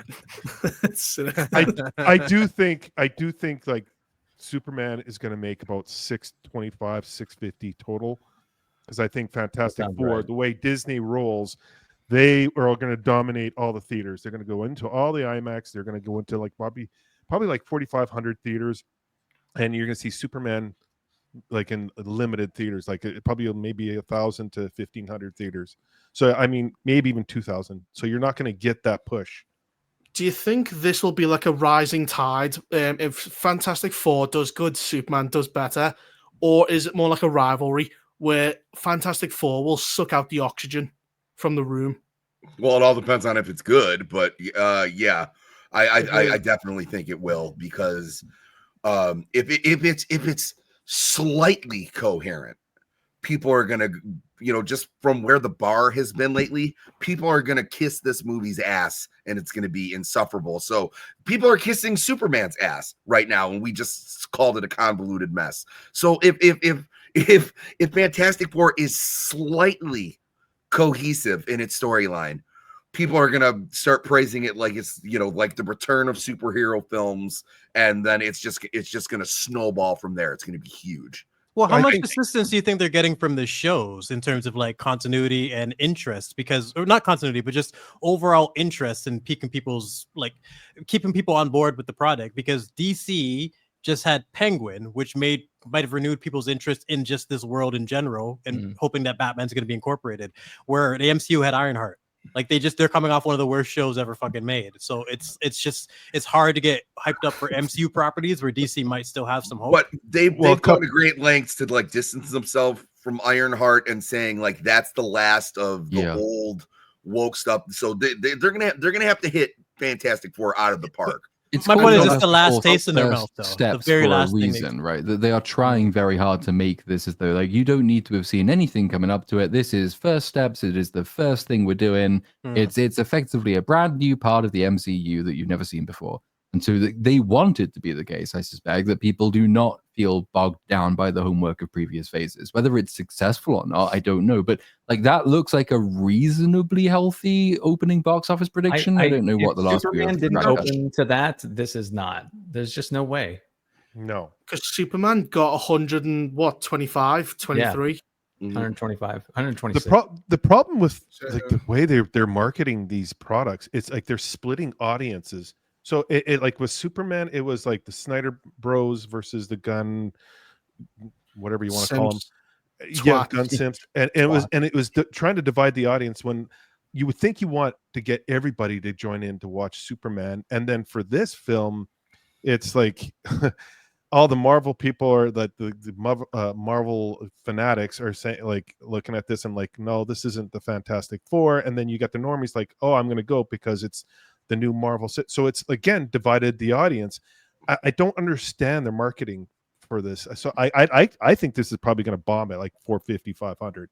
Well, you also got Pedro Pascal like running around just being an absolute menace towards his movie. It's like, you know, what James Gunn did, or no, Sean Gunn did, like. Just before the Superman movie came out, you know, he's trying to hit these like political beats, and it's like, dude, you're actually like isolating part of your audience. Just shut up. Some of the best press you could have did was not talk. He's just like going to raves dressed up like a woman, and you know, like it was like, you know, this is Marvel's first family, right? Like when you see the actor behaving that way, I don't know that I would want to take my kids to promote that. You know, that's another thing too. That's what I mean. Dividing the audience. You're allowing. I think Marvel is stronger because even though Black Captain America was a disaster, people going into it knew it was going to be a disaster. It still got 400 million. Thunderbolts, which is like the rejects all in one movie, got 400 million. This is a much bigger film, and you've got the Doctor Doom straight afterwards, which you'd think Fantastic Four because he's the main bad guy. So this one will do better than those movies. I can see it doing like 600 million, maybe more than that. Because there's still staying power in Marvel. Because even though Ironheart came out, that's like a fart in the wind. Nobody's talking about it now. It's Superman true. and how And shit that's the that thing as movie well, because like the reaction to Superman, I think, has been interesting because notwithstanding the fact that it's a fucking awful movie, lots of people seem to think that it's a really good movie, and they are very keen to see more, which kind of puts a little bit of a kibosh on the whole superhero fatigue theory that like all these things will bomb because we're all sick of superheroes. Enough of the audience is really so unsick of superheroes that they will take any old slop James Gunn gives them. So if Fantastic Four can sufficiently separate itself from the past record of Marvel failure, it might benefit from the same thing. But I almost want it to be a Superman level movie just to see what the difference in reaction is. Let's say like Galactus in this is as retarded as Lex Luthor is in Superman. And like the video, I will say, look, Galactus is retarded, and everyone will say, yeah, God, that's awful. It's typical Marvel shit. And then I'll say, and so was Lex Luthor. And those same people will go, you can't say that about Lex Luthor. Or it's the opposite. Say if this film's great and it's inspirational, they'll go, well, it's shit. Fuck Fantastic Four. They should have killed Galactus. They should have had his head on a spike. They'll go, well, you know, that's not Superman wouldn't have done that, even though he clearly kills in his own movie. There has to be this outside meta that affects people's view on the movie. We can't just judge it for what the story they told. You're so right. There's always going to be these little variable things to argue about. But Fantastic Four is in a position now, like I mentioned with the Penguin, it's got to be great. This movie can't even be good. It has to be like one of the best superhero movies ever. Yeah. But even the Penguin, yes, it was great. But I mean, that was like the critics saying it was great. Like it didn't get a lot of like views technically because it was on HBO and it was kind of like a hidden gem that came out of nowhere. But it renewed people's interest in the world and made people go back and reconsider the Batman as a film. I know many people who went to rewatch the Batman because of it. I think that alone bought them some time. Yeah. But the whole if I don't even think this has to be good because the Jurassic World and Superman are so bad. Being a mid-movie makes this look better. It's like having a fat friend for a girl. She makes you go up in scale. Yeah, every hot girl has a fucking fat friend. You're an 8. Has anyone seen the pictures? It looks like the Thing grows a beard at some point. Yeah. I saw the trailer, I believe, but I've seen stills of it for sure. He looks like an Ent in Lord of the Rings. Yeah, he does. Yeah. I just don't know how I feel about this movie. The FF have never been a huge property. Neither is Superman, which is in reality for a Superman movie, it's doing pretty well because it's never been $1 billion franchise, and this definitely never has. So the MCU is just in a bad spot. So it's not like putting the MCU logo on top is a selling point anymore. No. Well, which argument do you think is more valid? Superhero fatigue or Pedro fatigue? Superhero fatigue. I think that's real. I think Superman would have opened huge. That's why we're having a fucking like feeling out moment. It's because like people don't really care about superheroes. $125 million, dude. The fucking American dollar in 5 years has lost 25% of its value. $125 million isn't shit anymore. Like, it's not a lot of people went to see that movie. The numbers look good, but it isn't actually like a substantial amount of people as opposed to 20 years ago when Spider-Man opened to $114 million. But how much is that attributed? How much can you point? How much is that attributed to superhero fatigue versus just poor marketing? Because I think this movie was marketed like shit. Yeah, I'm actually shocked that it even opened to 125 million, considering how bad the marketing for Superman was. Yeah, it really wasn't good. I mean, you guys remember the debates of like the opening still that we got, where it's basically him. Or was it the crypto? It was him getting his suit on, like he was and it was wars over that in the background, and no one we now know what it is, but I was like, that doesn't even go. It was like the first image we got is like him being defeated and sulking. That was a terrible first choice. From the first image was the booting up, and then the first video shot was him getting the opening scene, right? But from both of those, people were just fighting from the very beginning. Whether it's a shot or a clip, it's been nothing but war. Debating this movie since before it even came out. It's such a strange one, and for it to be this crap after all the discussion, it's just such a disappointment. Complete failure to me. I think this movie is going to age like piss. The people who are defending it now don't have arguments. They just have feelings, and those feelings are eventually going to run out. You know? Yeah, it's true. Yeah, like they'll have to accept all the criticisms are real. Yes. Like, where's all those savages that defended TLJ back in the day? Where the fuck are they now? Where are they? There's none of them left. There's like 4. Yeah. They're dying out. So Snyder fans still defend Man of Steel. They got endurance though. Snyder fans are fucking built to last. I don't know. What do you think? All right, so which is worse, Man of Steel or Superman 2025? Superman 2025. Superman 2025. Wait, which is, what did you ask again, Richard? Which is worse? Man of Steel's worse. You think it's worse? I fucking hate that movie. I hate Zack Snyder. Which one do you hate more? Which one's worse? But it's way more coherent than this. I will say it's boring. I enjoyed it more just because of the spectacle of it. I still hate the Man of Steel. They both suck. They're Which both one would not you rather great watch? Superman movies. I'd rather watch. Turn one on right now. James Gunn's Superman's James Gunn again. The fuck out of here! No freaking way. Man of Steel is fucking terrible. If we're watching it to laugh at it, the monkeys will fuel me for like 20 minutes at least. Dude, B.A. Turner has the last laugh in this situation. If I allow this, so it's not happening. Oh god. Steel. They're both shit, but yeah, they really both suck. Yeah. And going back to Fantastic Four, the casting for this is awful. I just cannot get behind the voice actor Eben, whatever his name is, for the Thing. It doesn't sound like the Thing. And then Johnny Storm, or he's kind of twinkish, so it's like it throws you off. That's and then so bizarre. He looks like the guy from The Last of Us. Yay. It's Well, he's flaming, literally. He goes, flame on. That was not a good choice. They're already saying problematic shit too, where it was like, well, we know Johnny Storm to be like this masculine character who always gets the girls. We gotta went a little different route, and it was like, why do we always have to do this? Why? Like, part of the intrigue of like a character like James Bond is he always gets the girl. Like, it's just like part of the rules.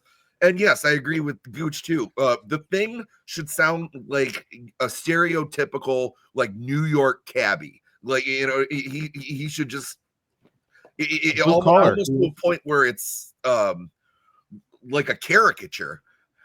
Yeah. Well, Johnny Storm's whole thing is he's going to keep trying to get with Silver Surfer. She's going to reject him and then never get with him. That's it. It's going to be Finn and Ray all over again, just yelling. I really do think that Johnny might come out as gay in the film. Yeah, I'm kind of thinking that too. Have you seen the picture of him putting the flame on and it's not over his head?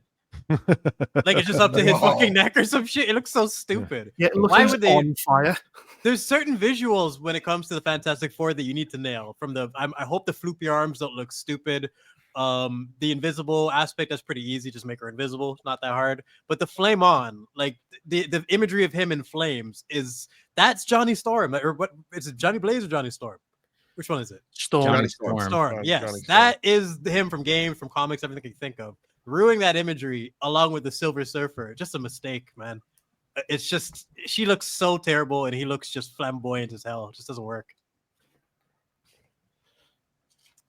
It's funny that Pedro's sitting right there, but I referenced this last week. Oberyn Martell is one of the best examples of a bi character that's not a fucking pussy and he's not super flamboyant, and they actually make one that's balanced so everyone can kind of enjoy it.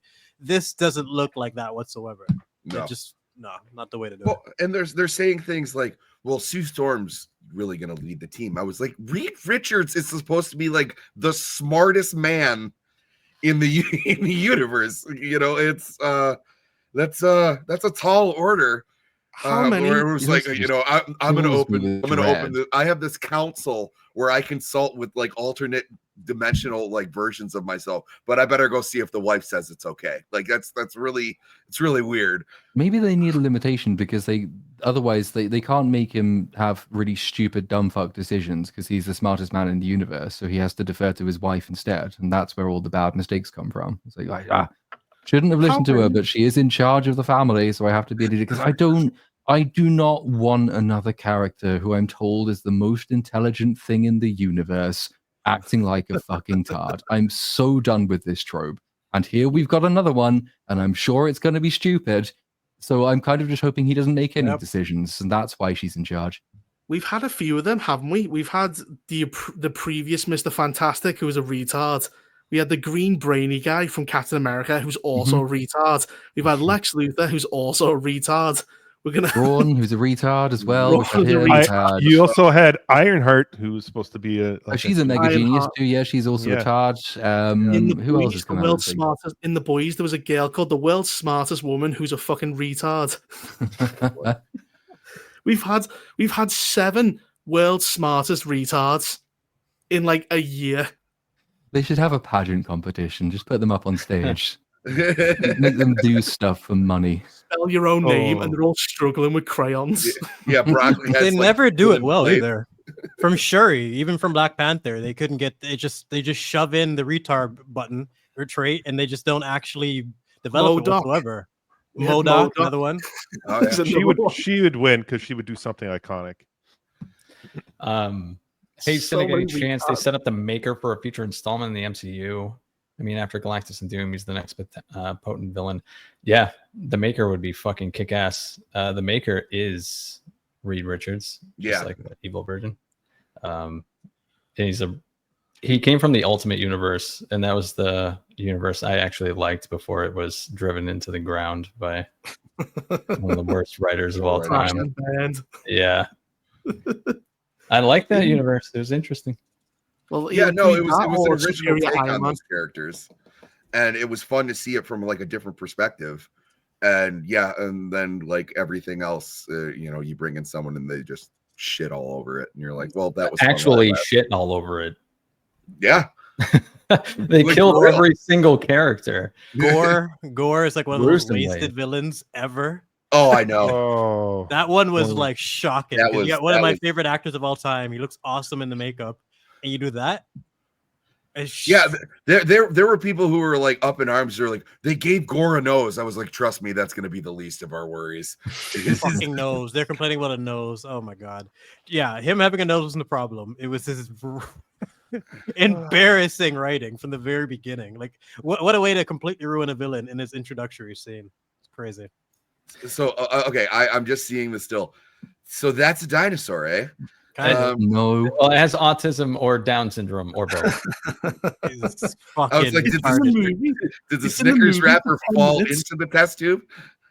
It appears to have cerebral palsy as well. This is the advertisement. This is all over the posters. It's in the movie 10 minutes and doesn't do anything. 10 minutes is being generous. Yeah. It's just, the bad guy. The bad guy. It's one of the most least memorable parts of the movie and one of the most least memorable dinosaurs in the entire series. I said this as well. It looks like a Rancor. Yeah. The Rancor looks better. Yes. The Rancor looks better. This thing looks terrible. It's not scary. It just looks like a retarded dinosaur. Like some shitty experiment. I fell asleep twice during this movie. It was the so film boring. is only 2 hours long, Gooch. I know, but it's so boring. I had to watch it in 3 parts, Gooch. Yeah. You're right. The first hour, it's like so boring. It's painful. I just did not care about anything in this film. And then the second hour, Scarlett Johansson, she cannot act worth shit. I was like, not in this movie. Not in this movie. Like, she can act, but yeah, she was great. trash But in this film, she's phony. Yeah, because I mean, she was good in Lost in Translation. She doesn't give a fuck. She's not even on screen in great her. too. I think that's the top. I haven't seen all her roles, but she's phenomenal in her because she really have to flex her acting talents because she's not even on screen. She's just AI. Yeah, and she's a real life dum dum. So you know, fuck, still got it though. She's still got it. She's yeah. still got it. She still got it. ScarJo? Are you talking ScarJo? Yeah. Oh, wait, what? What? You, She What are looked you rough. about ScarJo? You don't think she's She looked hot? rough. No, she looked rough. She looked rough in that film. Sorry. Oh, bro, get the No, fuck outta no, here. she looked rough. No, Look at her, boo! No, this she man. looked rough. She looked rough. She's not in her Iron Man 2 prime form, but rough No, she's is not not Iron like Man 2 ScarJo. No. Now she's like 40-year-old. Fuck yeah, ScarJo. Helen Mirren in Mobland look rough with 10,000 fucking wrinkles on her face, but she's old, right? That's when you can, that's when you're past that point. But ScarJo still got like another good 10, 15 years. ScarJo's hit the wall. Y'all standards are low. Shut the fuck up. You're single. No. That's what I mean. It's what I mean. If ScarJo or a woman like ScarJo fucking smiled at you, you'd probably just fucking implode, dude. Like, get out of here. You know what I mean? No, not you, Gooch. Yeah. Not you. I'm talking about the dude in the chat. I feel like that guy would just fucking No. No, if ScarJo smiled at me and winked, I would be happy for a month. Exactly. That would make my day. Like, let's not be fucking. I want like it's sort of like a little South Park skit, like set in Jurassic Park. It's like, oh my god, it's a prehistoric monster. Oh no, it's just a woman over 40. It's okay. It's Barbara Streisand. They treat her like she's this fucking monstrosity. She's just a middle-aged woman. She's just different age, different different era. I love when they do that shit on Twitter too. Like they'll pick like an actress and they'll show her in like 2003, and they're like, what happened? It was like, when you talk 30 years happened. Yeah, they're doing that to Jennifer Love Hewitt now with the fucking I know what you did last summer. She's saying she's a fridge now. She's a fucking woman. What do you expect her to look like now? She looks good. She looks good. Look, Emmett Gooch, they can both still get it. How about this? All right. Yeah. I mean, I don't think like the fake tan and the haircut probably didn't help. Like she wasn't put in the most flattering outfit, but then she was supposed to be unbelievably a secret special forces soldier, so fuck it. But she was the least of my problems with this movie. He clearly was just there to pick up the paycheck like everybody else. Mahershala Ali constantly getting wasted. He's just I'm so sick of it. There's Cavill, Fassbender, Mahershala. There's a list of actors now. There we go. He's on that list of talented actors that just don't get anything to work with. Idris Elba. Throw him on there too. Just constantly. You have this dinosaur that has water in the brain, and he's supposed to be dangerous. And oh god, I called him Mongo because he looked like it was like the worst dinosaur I've ever seen. Like, what is this? It looked terrible. It was terrible. Jurassic World Dominion, for all the sins of that movie, there was one dinosaur, the blind one, that looked pretty cool. I called it the deer slapper because it was just smacking things throughout the movie. But it's just. I don't know. This to me, even as a kid, I feel like that would have bored me.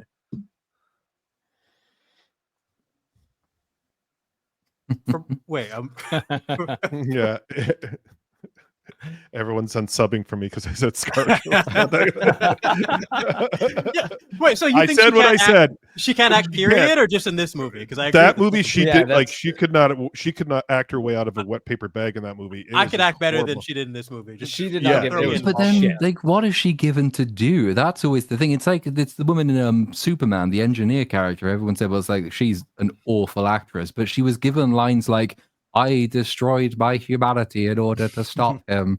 It's like, fucking Laurence Olivier would have struggled to deliver that with any kind of conviction. So I don't really blame Scarlett Johansson for the terrible line she was given. Like, there's one scene in Jurassic World Rebirth, which is just her and Mahershala Ali, which the scene is just there to give them an excuse to try and act because there are no characters in the movie. So they're like, well, do your best. And then they have a conversation which doesn't lead anywhere, but it's designed to trick you into thinking that there are human beings in this movie involving human beings. no payoff for it too, as well. Yeah, you're Yeah, right. zero.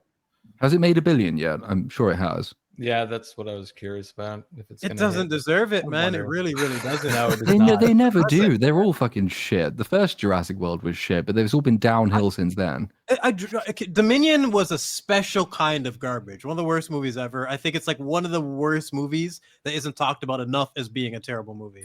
Fallen Kingdom was a joke. I remember World being stupid but entertaining. Where if I rewatch it, it probably lines up right with those other two. Don't the Velociraptors like ride motorcycles at one point in this? No, Chris Pratt rides a motorcycle with some velociraptors. Oh, okay, yeah. because he's Yeah. trained Dude, you them. could have just Yeah. said yes. Then- You should have rolled with it. You Yeah. would've- It's believable, 'cause you've got fucking That's laser-guided checked out raptors on in this the later property. one. For the shit that we have in this, that's real Platoon. We probably could have led them down the line. Yeah, they ride the Raptors. There's a whole scene about it. Totally, I would have bought it hook, line, and Raptors on sinker. Harleys. I was like, okay, Snickers wrapper.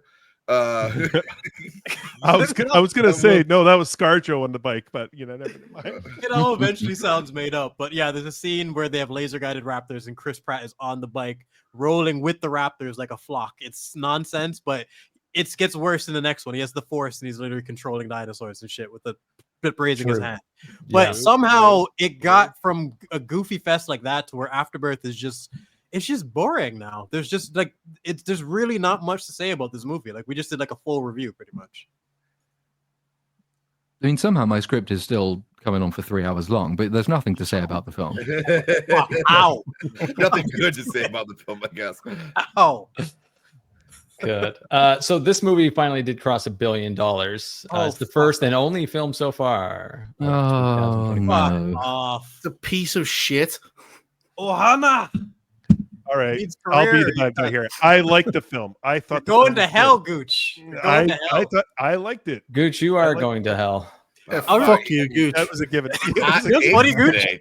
You Scarlett were Johansson's ugly. Lilo and Stitch Yeah, was so good. fuck. Good. What I the was. fuck? It was a good film. It's was not terrible. great, but it was a good film. I thought it was a good film. Did you like the way that they looked at the Monster. original and then they looked at every one of the most impactful and important scenes in the original and then they said, And they let's said, cut that right here. and replace it with a storyline where she abandons her sister so she can go to college. Wait.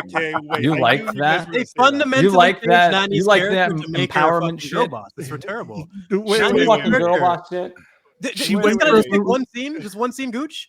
The scene where What's that? Lilo comes up and shows him the Elvis, like Lilo playing the Elvis jukebox scene. And Nani's reaction to that is one of my favorite scenes in the movie. Her facial expression, just the fact that she's being woken up by her sister and she's still being, she doesn't snap on her and anything. All the things she's dealing with in that moment, it's a fantastic scene. In the remake, they literally have her ignore Lilo and her little sister because she's too busy with her fucking phone and her text messages. Why would they change that if they understand her character? They also have trust the government, hand your kids over to the state. Yeah. All right. I'm intrigued. Yeah, well, let's why hear do him you out. like it? Defend yourself.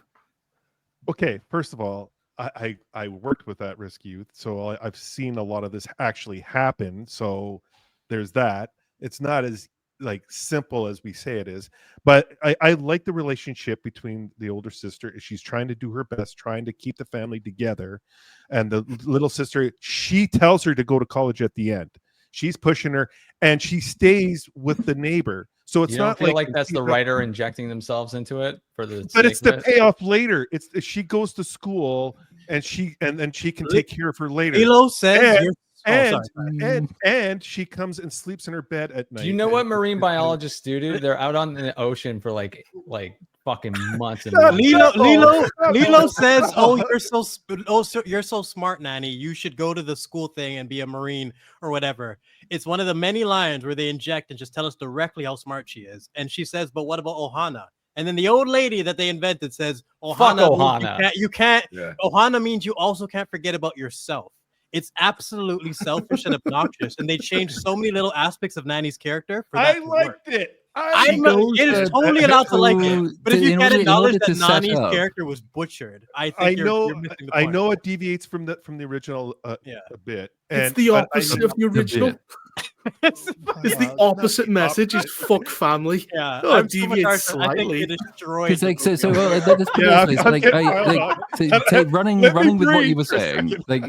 with what you were saying, obviously it's a story sort of supposedly about I was going to say about sort of families sticking together, but it's not in this version. But the point is the original movie does all of that, right? So the original movie, it's not just about families sticking together through difficult times. It's also about the expansion, the enlargement of the family to include a number of unrelated people who nonetheless are united by their care for and love for each other, and in particular for the young girl. So like you got the original menacing social worker who turns out to have a heart of gold, and he's secretly the CIA operative who negotiated with aliens at Roswell. He works for them in the end to try and persuade them to let Stitch stay. There's all of that. There's Jumbo, the seemingly evil doctor guy, but he sees humanity in Stitch and Stitch's relationships with Lilo. All of this is gone from this movie. And at the end of it, they do stick together and they grow their family. So the thing you say you like about this movie is definitively in the original. In this movie, not to relitigate the point, but that you've got rid of Jumbo. Like he's not really a character in it. He remains a villain all the way through. Mm-hmm. The CIA guy, the social worker, is not seen to be like menacing and threatening and then turning good at the end. They actually bribe fucking Nani to get rid of her sister. It's like, if you give the child to the state, we'll pay for the insurance costs. And then the old woman who's been manipulating things from behind the scenes says, yes, I will have the child, thank you. And then the fucking daughter goes off to university to be a marine biologist when she lives in Hawaii. So like everything that's good about I understand the temptation to like it because there's a bit of a family message in there somewhere, but like it gets rid of everything that made that message work in the original, surely. And two more words to add to that: ugly duckling. If you remove that scene, then you just don't understand the movie. I don't understand the fact that they removed that scene. Yeah, that's so fucking crazy. It's remarkable. It means you don't understand the character. And what they removed David, who's sort of the father figure to Lilo. They nerfed him into the ground, bro. They nerf him, but also he blames Stitch for tearing the family apart, and Stitch feels bad. That's another introspective moment we're robbed from. Fucking, you're so right. I forgot to add that to a video actually, saying they were fine before you, and it's such an impactful moment. He feels bad, and then in the movie, he's just, I thought they were fine. It's just he's an idiot. I'm sorry, Gooch. I feel very strongly against the movie. That's why. No, it's fine. I'll take the pan to the face. I liked the film. I thought it was enjoyable. I thought they could have been a lot worse. Yeah, but that's like saying, the famine could have been worse. It could have taken my whole family. Accepting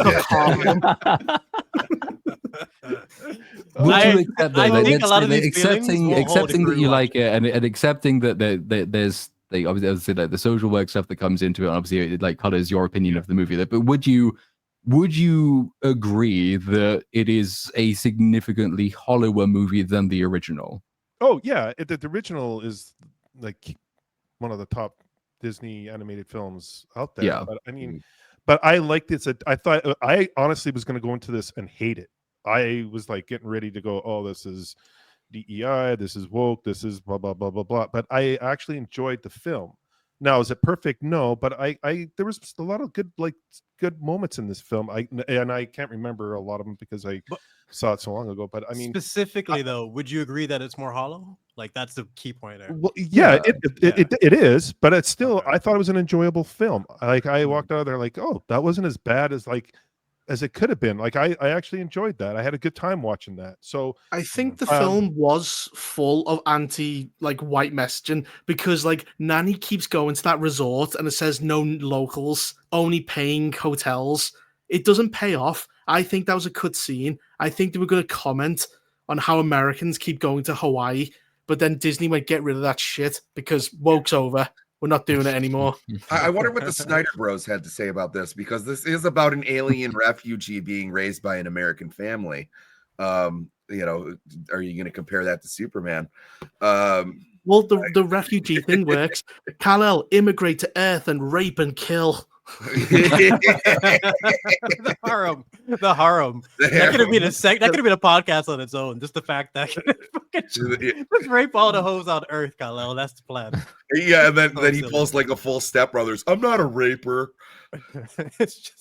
It is funny the different opinions because I didn't really pay attention to the original when it came out. It sort of just passed me by. So I went in expecting to think, oh, it's another Disney remake.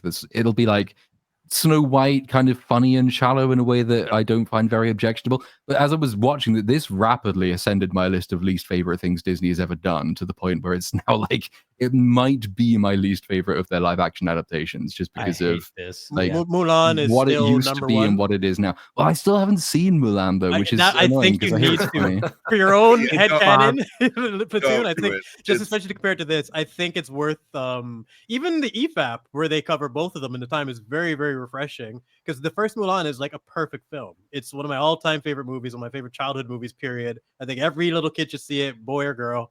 The remake destroys what makes Mulan special in the opening scene. At least this movie takes some time. Mulan is one of the few movies where I was actually angry and like heated within like seconds. I couldn't fucking believe it. It has that thing where the women are all powerful because it's she, but it has to explain why they're so shit. Like all the women have magic, yet they can't win. They invent a magic system. They invent a witch. They invent like a fucking warlock, and they all suck, and none of it makes any sense. No, Mushu gets turned into some phoenix who's just flopping around, doesn't even have a character. Oh, I forgot about that. No Mushu, so there's no one for her to play off, and she doesn't have any. The commander character is the way David is nerfed in this movie is nothing compared to what they do the commander Li Jiang they split them whatever his name into is. two people. One is Donnie Yen, who, even though they're in an army with swords, he keeps punching people. Like, everyone's fighting with swords, and you see Donnie Yen just fist fighting in the middle of an army. So stupid. And then, like, the other guy is who actually serves as romance is just a simp. That's all he is. Yeah. Because was it Zhao? Commander Li Zhao, I think, and he has the scene where he's going up with the buckets, and Mulan is failing at it and seeing everyone go up. In the remake, she's just powerful, she's stronger than all the guys for no fucking reason, and just walks up. They do the opposite scene instead of learning from the training montage. Mulan is Lilo and Stitch on crack. It's completely. Well, it's get out of here. Man. Get out. The whole sorry, oh yeah, Gooch is still here. Sorry. Not that bad. Come on, it's not that sorry, bad. Gooch. Just mute. It is. No. It is. It made $1 billion. It's not that Oh, bad. it can't be bad. Yeah. Oh, it can't be bad. It made you're right. money. Yeah, We're shut down. Fuck all our arguments. It's done. In other news, James Gunn has given an update on Matt Reeves' script for the Batman Part 2. He says, I like it. We're headed in the right direction. There are some things we still got to work out, but it's headed in the right direction for sure. That does not sound promising to me. No. Because normally he says shit like, The Flash is the best movie I've ever fucking seen. Yes. And then he hires the fucking cinematographer for it. Unless it's already good and James Gunn goes, we're going to put some shit jokes in it and ruin it. We just need to do that first. Yeah. He's like, this could really use a talking raccoon. Yeah, man, something along those lines. The tone of the Batman and I was about to say the Superman, the Batman and Superman, they need to just stay the fuck away from each other. Like this film, this film is too focused. Needs more characters. Yeah, it was like I understand people's motivations too much. Yeah, I don't like that. It makes too much sense in this. Not enough crypto. There's a lot of things. We'll find a way to get crypto that I didn't enjoy. Like his treatment of Alfred is by far the worst in any like adaptation of Batman. I wanted to punch him. I wanted to punch him in the fucking face. Alfred gets like blown up, and the first thing it was like he's sitting there with his guy liner, like you lied to me, and it was like, you lied to me. You okay? He's there like trying to get oxygen and shit. I walk around on eggshells. He was an absolute cunt to Alfred. You're so right. I forgot. Terrifying. It pisses me off to note. I was like, dude, this guy like raised you, and he gave you his cufflinks, you dick, right off your fucking wrist. Yeah, but even then, but what does he say? He accuses him of fucking stealing, even though like he's been taking care of him, and he was like, no, actually, your dad gave him to me, dick, and said I was part of the family. Oh God, man. Yeah, they could have handled that a little bit better. But Oh God, it's the first 10 minutes is what people think about when they think about this movie. Oddly enough, because it's one of the best like introductory scenes. fantastic. It's phenomenal. Yes. Sets the tone perfectly, and it's a good amount of exposition. And it's a great way to skip over having the millionth reintroduction of this character because we have an idea like falling in slow motion. Exactly. We're good.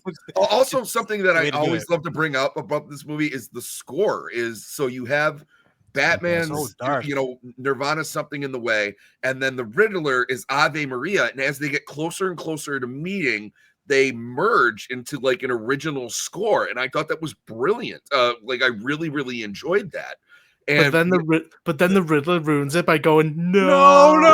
He does. Yeah. And having a whole third act that didn't need to happen. Whole fourth jaw act dropped, and I had to look around in the theaters when I saw that. I was just like, why would they? Oh no! Like, there's no way to fix that. Why would they go with that take, man? I thought they arrested the wrong person. I thought they arrested someone with special needs. I'm like, the real Riddler's out there. I also I can't stand this retarded guy. It breaks the story that the world's greatest detective just wouldn't go and look where those photos were taken from. Yeah, he would have solved the case in the first 20 minutes of the film if he also that he doesn't recognize like this specific carpeting tool when like Batman would be the first one to like recognize. Okay, wait, because Batman is only in year 1 or 2. He's still a young kid in this film. Year he's 2. So the tool thing I can probably forgive. Very young, 35. Not looking out of the same location where the photos were taken from. Like, who took these fucking photos? That part, yes, but like he's still there's still going to be flaws when it comes to. But I can understand a lucky break if it was like, a lucky break, but he's done no investigation. He's been really shit at it. He's the world's greatest detective. That's not at this genius.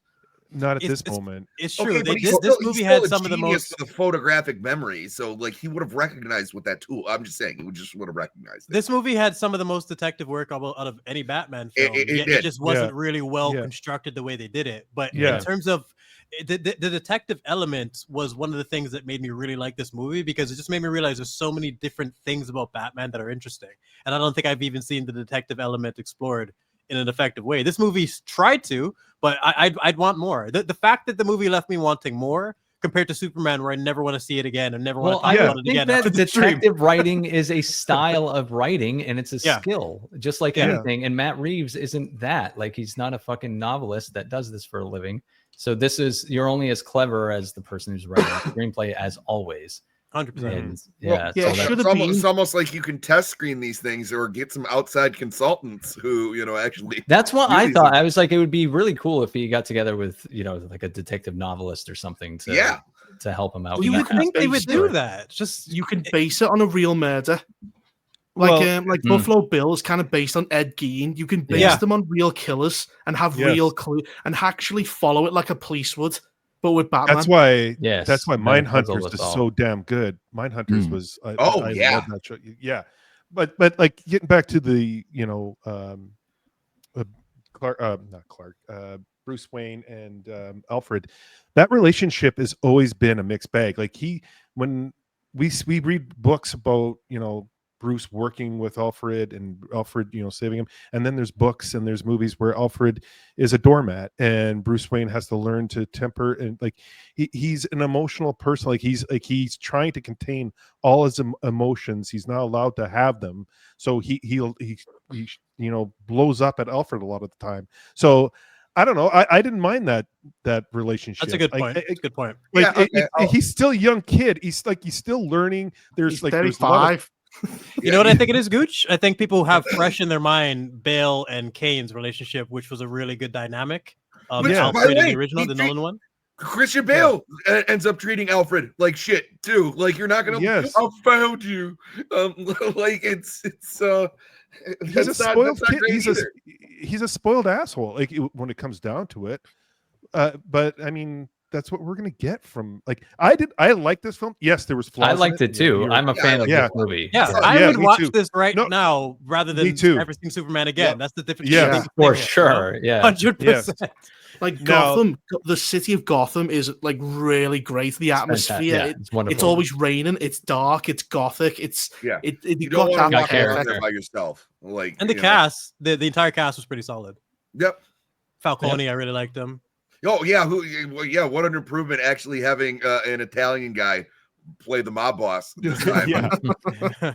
yeah. And for the tiny cameo he did, Penguin was awesome. There's a reason he got his show. Right. Yeah. And his cameo is even better after watching the Penguin because it's like, oh shit, it's us. It's probably the best Batmobile reveal. I was just gonna say for sure, man. I just saw that. I just saw that Saturday. I saw that Saturday, and it was amazing. And like I got to see me and Gucci's biggest fan. We went to Warner Brothers, and we saw all the outfits and everything like that. And every Batman is tiny besides Ben Affleck. They're tiny little guys. I was like, I'm very partial to the Batman Begins one, where like I'll get my car and like I brought mine, and then you get the entire chase sequence. I think that might still be my favorite. Oh, that's sweet too. I love that scene. It's one of the best superhero scenes, I think. Just like the orchestral like build up and then just letting that engine ring out. I mean, it was sweet, but there's nothing like the Tumbler too. Mm-hmm. But I think with Batman, it's like because Gotham's a character itself in that movie. Oh yeah. It's so good. Like you're like, oh shit, you're in Gotham. Like right away you feel it. And so like when you see Batman, you're ready. Like because he did a lot of people don't like Pattinson. I didn't mind him. I thought he was great. He did a good, I thought it was he was lurking in the shadows. The fight scenes were in the subway scene. That was awesome. There is a lot of scenes that were like that's not the best. Well, what's that scene with the bomb? When he walks up to it and gets blown up in his face. And then he wakes up perfectly fine. Nobody tried to unmask him or anything like that. And he's totally just, he gobbles the bomb up and he's ready to get up and throw down. It doesn't make any sense. He's not a good detective. That's the problem. It's pretty OP. In a detective film, that's your major problem. He had some cool tech gear. I like seeing the gear and like him scanning and him not blinking all over the place. The technology, it's like really grounded, but then he has contact lenses, which are also cameras, which also function as a microphone. It's like that's like really like out there technology that doesn't exist. Also, it kind of contradicts itself. At the very beginning, he says people look up and they fear me, but then he knocks on the front door and he goes, "Who the fuck are you?" And nobody knows who he is. Yeah, they're like, "Who's this guy?" And then, but otherwise, you have a couple other people who are like, "No, I don't want to do this drug deal because." The Batman. So what they're going for there was at least appealing. The idea that he can't be everywhere at once, so he has to create a symbol more. People. But I like that idea. Finally confronted in the subway, everyone's like, "Who's this clown?" Well, like, you know what I mean? So it was like, so the word hasn't totally gotten out yet. But wait, no, there was a few people. There's one person who said that, and then there's people like, "Yo, it's him.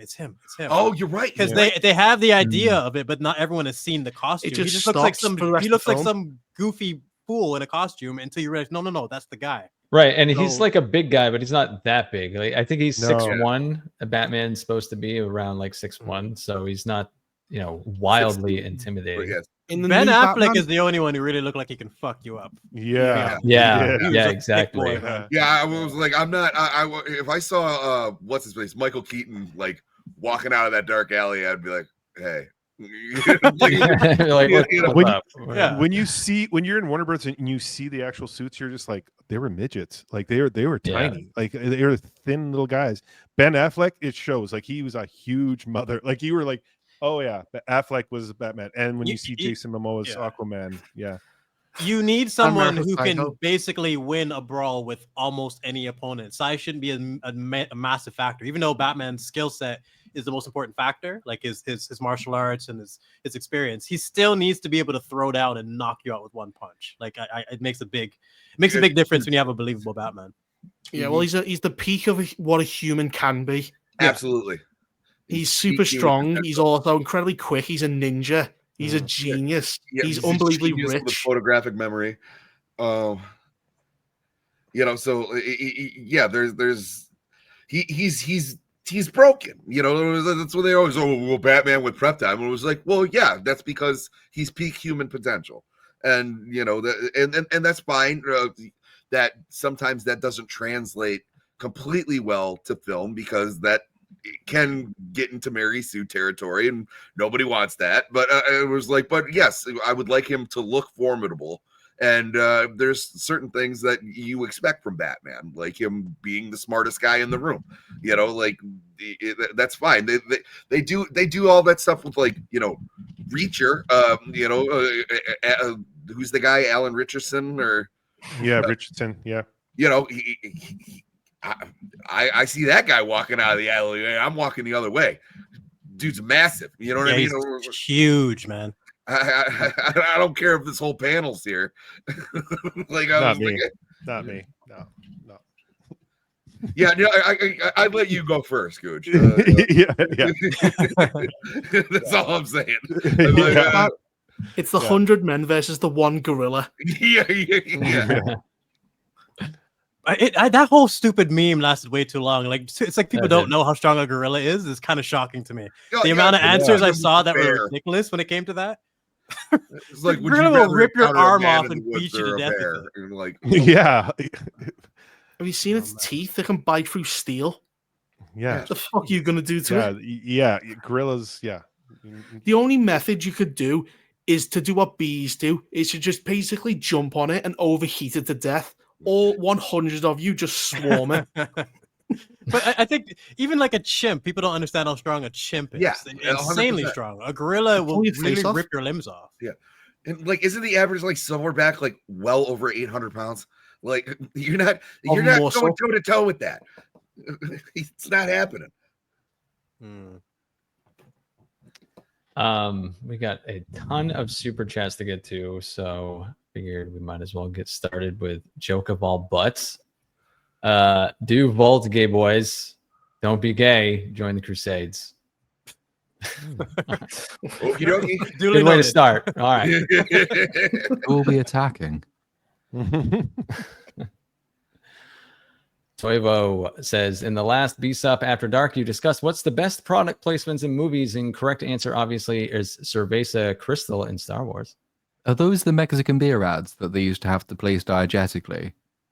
Because I think I've seen a few of those, but like there was some rule in Mexico for a while where like some specific rule around advertising or something. So like what they did was they actually they would play a movie and then they would add a product placement as though it were directly like in the movie itself. So Obi-Wan goes to open the box with Luke's lightsaber in it, and he opens it and it's beers in ice. And then like it's the whatever the fuck crystal ad like jingle plays, and some of them are actually really, really good.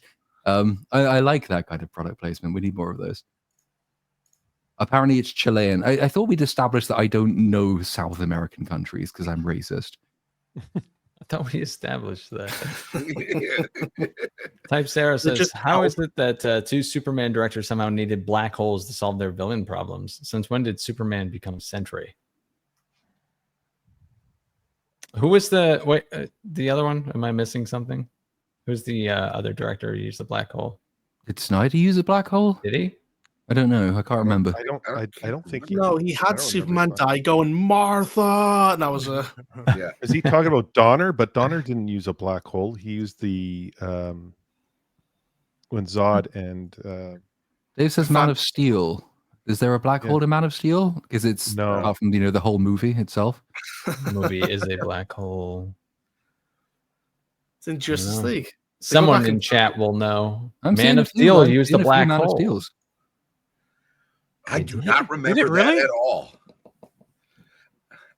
Because there's the terraforming gravity-defying thing. Where's right? B.A. Turner to educate me? There's a micro black hole in the gravity thing. That's that's because I never think of that as a black hole. I just think of that as completely retarded. So like that's why I didn't know. Because it wouldn't just stop; it would just kill everything. The Hispanic a la carte says, can't wait for Platoon to beat this movie like Gunn avoids telling the truth. Much love to Platoon and panel. Keep it real and girthy.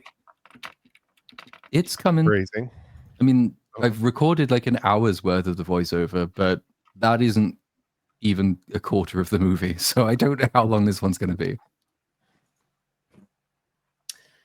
James Busher says, bit short of money at the moment, so I'll leave you with a thumbs up. Well, we appreciate it. Much obliged.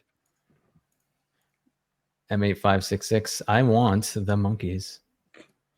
I've never been more for animal abuse till I saw this movie. I want crypto and monkeys to be shot. Yep. Ruined dogs and freaking primates. Like, come on, man. It's just terrible. I saw you ask this twice. What are my thoughts on Endgame? It's a really flawed movie with a great finale. It's got creates Infinity War is way better, but that ending's really good. And it packs Infinity War is the true ending. Should have ended it there. Endgame creates so many problems. It does. Really does. The way Tony Stark goes out, though, is phenomenal.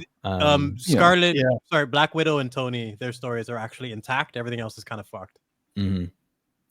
Istophobos, Supergirl was piss away all this supposed goodwill. Will piss away all the supposed goodwill. God damn it. It's going to be because I don't know if it will or not. I think it's so much of it depends. If she's like she was in this movie all the way through, I don't know, because like Millie Alcock's got like, she's quite charming as an actress. I quite like her, but the character as written in the one scene she's had so far is really irritating and breaks everything. So I don't know.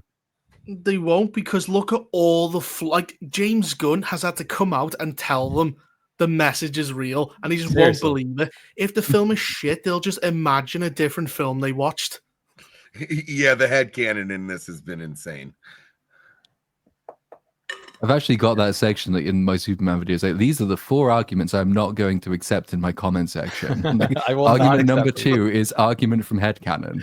Because they just have all the fucking arguments from comics, argument from headcanon, argument from, I can't remember what the third one is. It's also stupid. And then basically just arguments because you couldn't be bothered to listen to what I was saying. Lots of that happens too. Yeah. Lilo Stitch, number 1. Let it go. We've seen so many different movies that this happened with. We're just used to it by now. People find a way. Yeah. M8566 gifted a little Platoon membership. Welcome to yourself, probably. The Funny Hatter. Am I the only person who is not a fan of the Kingdom Come symbol for Superman? To me, I have to trick myself into seeing an S. Otherwise, I just see a backwards 7. What I find fascinating is that he's still wearing the symbol of his parents on his chest. Yes. Rape. Yes. It means rape, like, pretty much. That's a symbol of rape and hate and just. It should be an H for harem. Like, what the fuck is screwed up?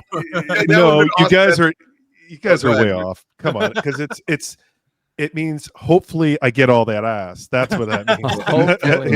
And that would have been great at the end of the movie. I get all like that this new costume reveal. It's a map of Kansas. The S stands for shut up and take this Super D. Fuck that movie. I do have to bounce out. I have another stream I got to jump on here, but you're just gonna go rewatch Lilo and Stitch again. Yes, like, I am. Just despite you guys. Knew it. I enjoyed hanging out with you guys again. It was great. Lots of love. Thank you guys. Thanks for coming. Do you want to quickly plug like where you're going to be and where can we find you? I will be turning Gucci Knees tomorrow morning. It'll be 12 noon Eastern and 9 Pacific. I'll be doing my show tomorrow, and then you can catch me at Diabolical Souls and Animation Unleashed, and where I talk a lot of animation and pop culture. So swing on by, especially for Sunday nights, late night with Gooch and Gang. Everyone's pretty much been on there, so I got to get these guys on there at some point. So swing on by. We have a lot of fun in there. Good stuff. Thank you for coming. Good to see you as always. Man. Always. So anyway, stay Gucci, everyone. Bye-bye. See you later. Bye. Arkham Reaver says, of the following terrible films and TV projects, which would you enjoy getting more entries in just to make fun of? Rebel Moon, The Acolyte, or Ironheart? Ooh, these are good ones. Yeah. I'm thinking Acolyte. Acolyte, yeah. Yeah, I physically can't take another installment of Rebel Moon. Like it's really tough. That's how I feel about The Acolyte.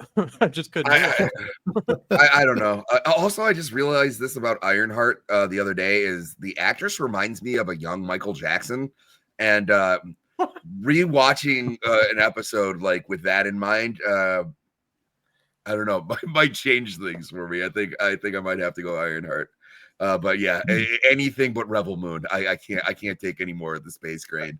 I was hating That's so Ironheart. bad. Like the first 2 episodes, I was just cringing and dying all the way through. And then the scene where she punches the truck and the transgender dude is flying. And I was just like, I was fucking squealing like a pig. I was just like, this is the best show I've ever seen. Yeah. This is the Give me more, fucking best please. thing I've ever I Comedy fucking love gold. Ironheart. It's so stupid. It's just she's so consistently stupid and obnoxious. There's so much to work with. We're like Jurassic World Afterbirth.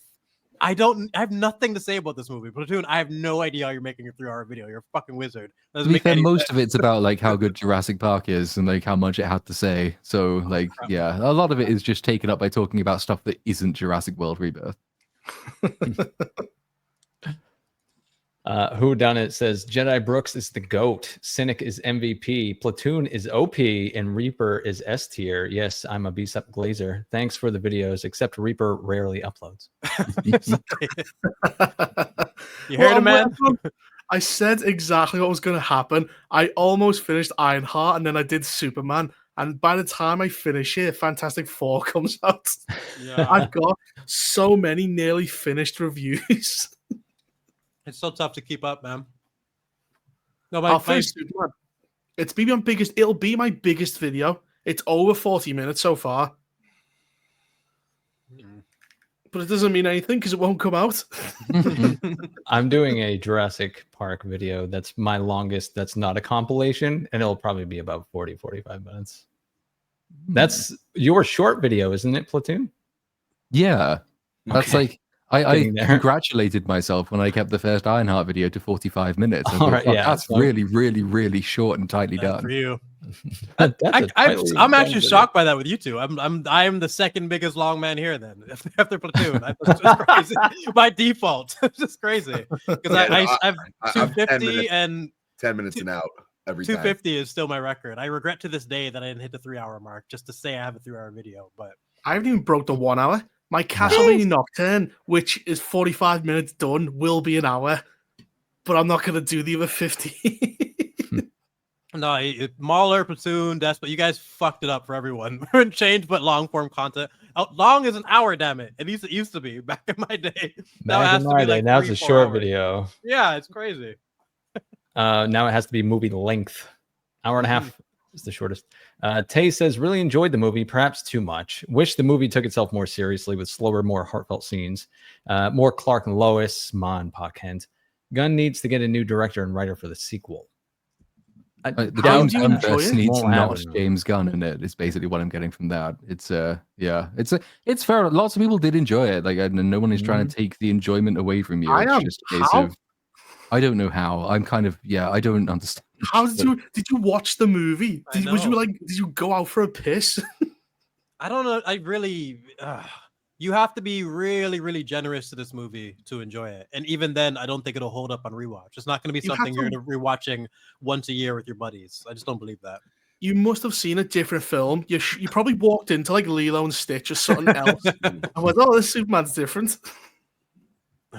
Man. Mr. Talk About It says it's probably because David is likable, to be honest. Yeah, David Cornsweet is likable as the character. He just doesn't really have any character, you know. Even He's off just like camera, a even good in dude. person, like he was it a Lego set to build Star Wars? And he's kind of like a proper nerd. And if James Gunn was less in the advertisements and more David Cornsweet, it would have been a lot more better marketing. I think I said that on the last completely episode. agree. It's way too much Gun, not enough corn sweat. I think I'd be more favorable or forgiving of the movie if he just had more opportunity to be likable before and during, but he didn't. Big T says apparently the hot girl actress said her Madam Web role prepared her for this character. Wow. That track. Quite a That's the thing same to say. Wait, was that her? Yeah, it's I Isabella guess. Merced. It's what's her name? She's in like the unholy trinity of shit, right? She's in The Last of Us, she's in Madam Web, and she's in Superman. She And was she Dora the plays Explorer. the same non-character in every single one of them. That's actually incredible because I found Yeah. it so I'll be fascinating damned. how those girls, like people don't even they mentioned Sydney Sweeney's tits and Dakota Fanning. Those two just got no airtime. It's like they weren't even in a film. It's such a bizarre situation with those two. Nobody That really mentions Dakota does Fanning's blow my dead eye mind. stare, Sydney Sweeney's titties. Mm-hmm. Who are you? Madam Web has been a really successful film for those girls. They really like took off. Yeah. Sydney, yeah, they knew how to like just make the most of a bad situation, you know? And the audience can always tell when you're playing along with them. And the fact that they're willing to roast their own film, like people won't forget that. You know? Yeah, well, and also it's just a great lesson. Like, if you must be in a bad film, make sure Sydney Sweeney's tits are in it. You know, like. Well, they weren't even in the movie. They were like strangled throughout the You entire know movie under they were 40 there. sweaters. They were in there in heart, but like they didn't show it at all.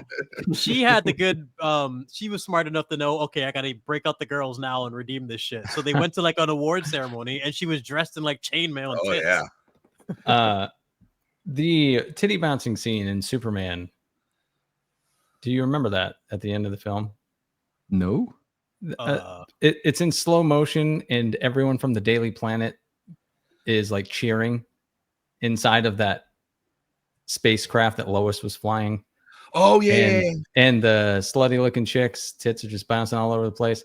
Well, I just got this super weird comment, and it was like, because I was talking about that, and I was talking about how Jimmy's like an asexual turd, and someone was like, "Why would you?" What did they say? Why would you mock asexuality and glorify tits, dude? Why would Now you I'm like, mock why? asexual- What? What? Glorified. What? Is that a typo?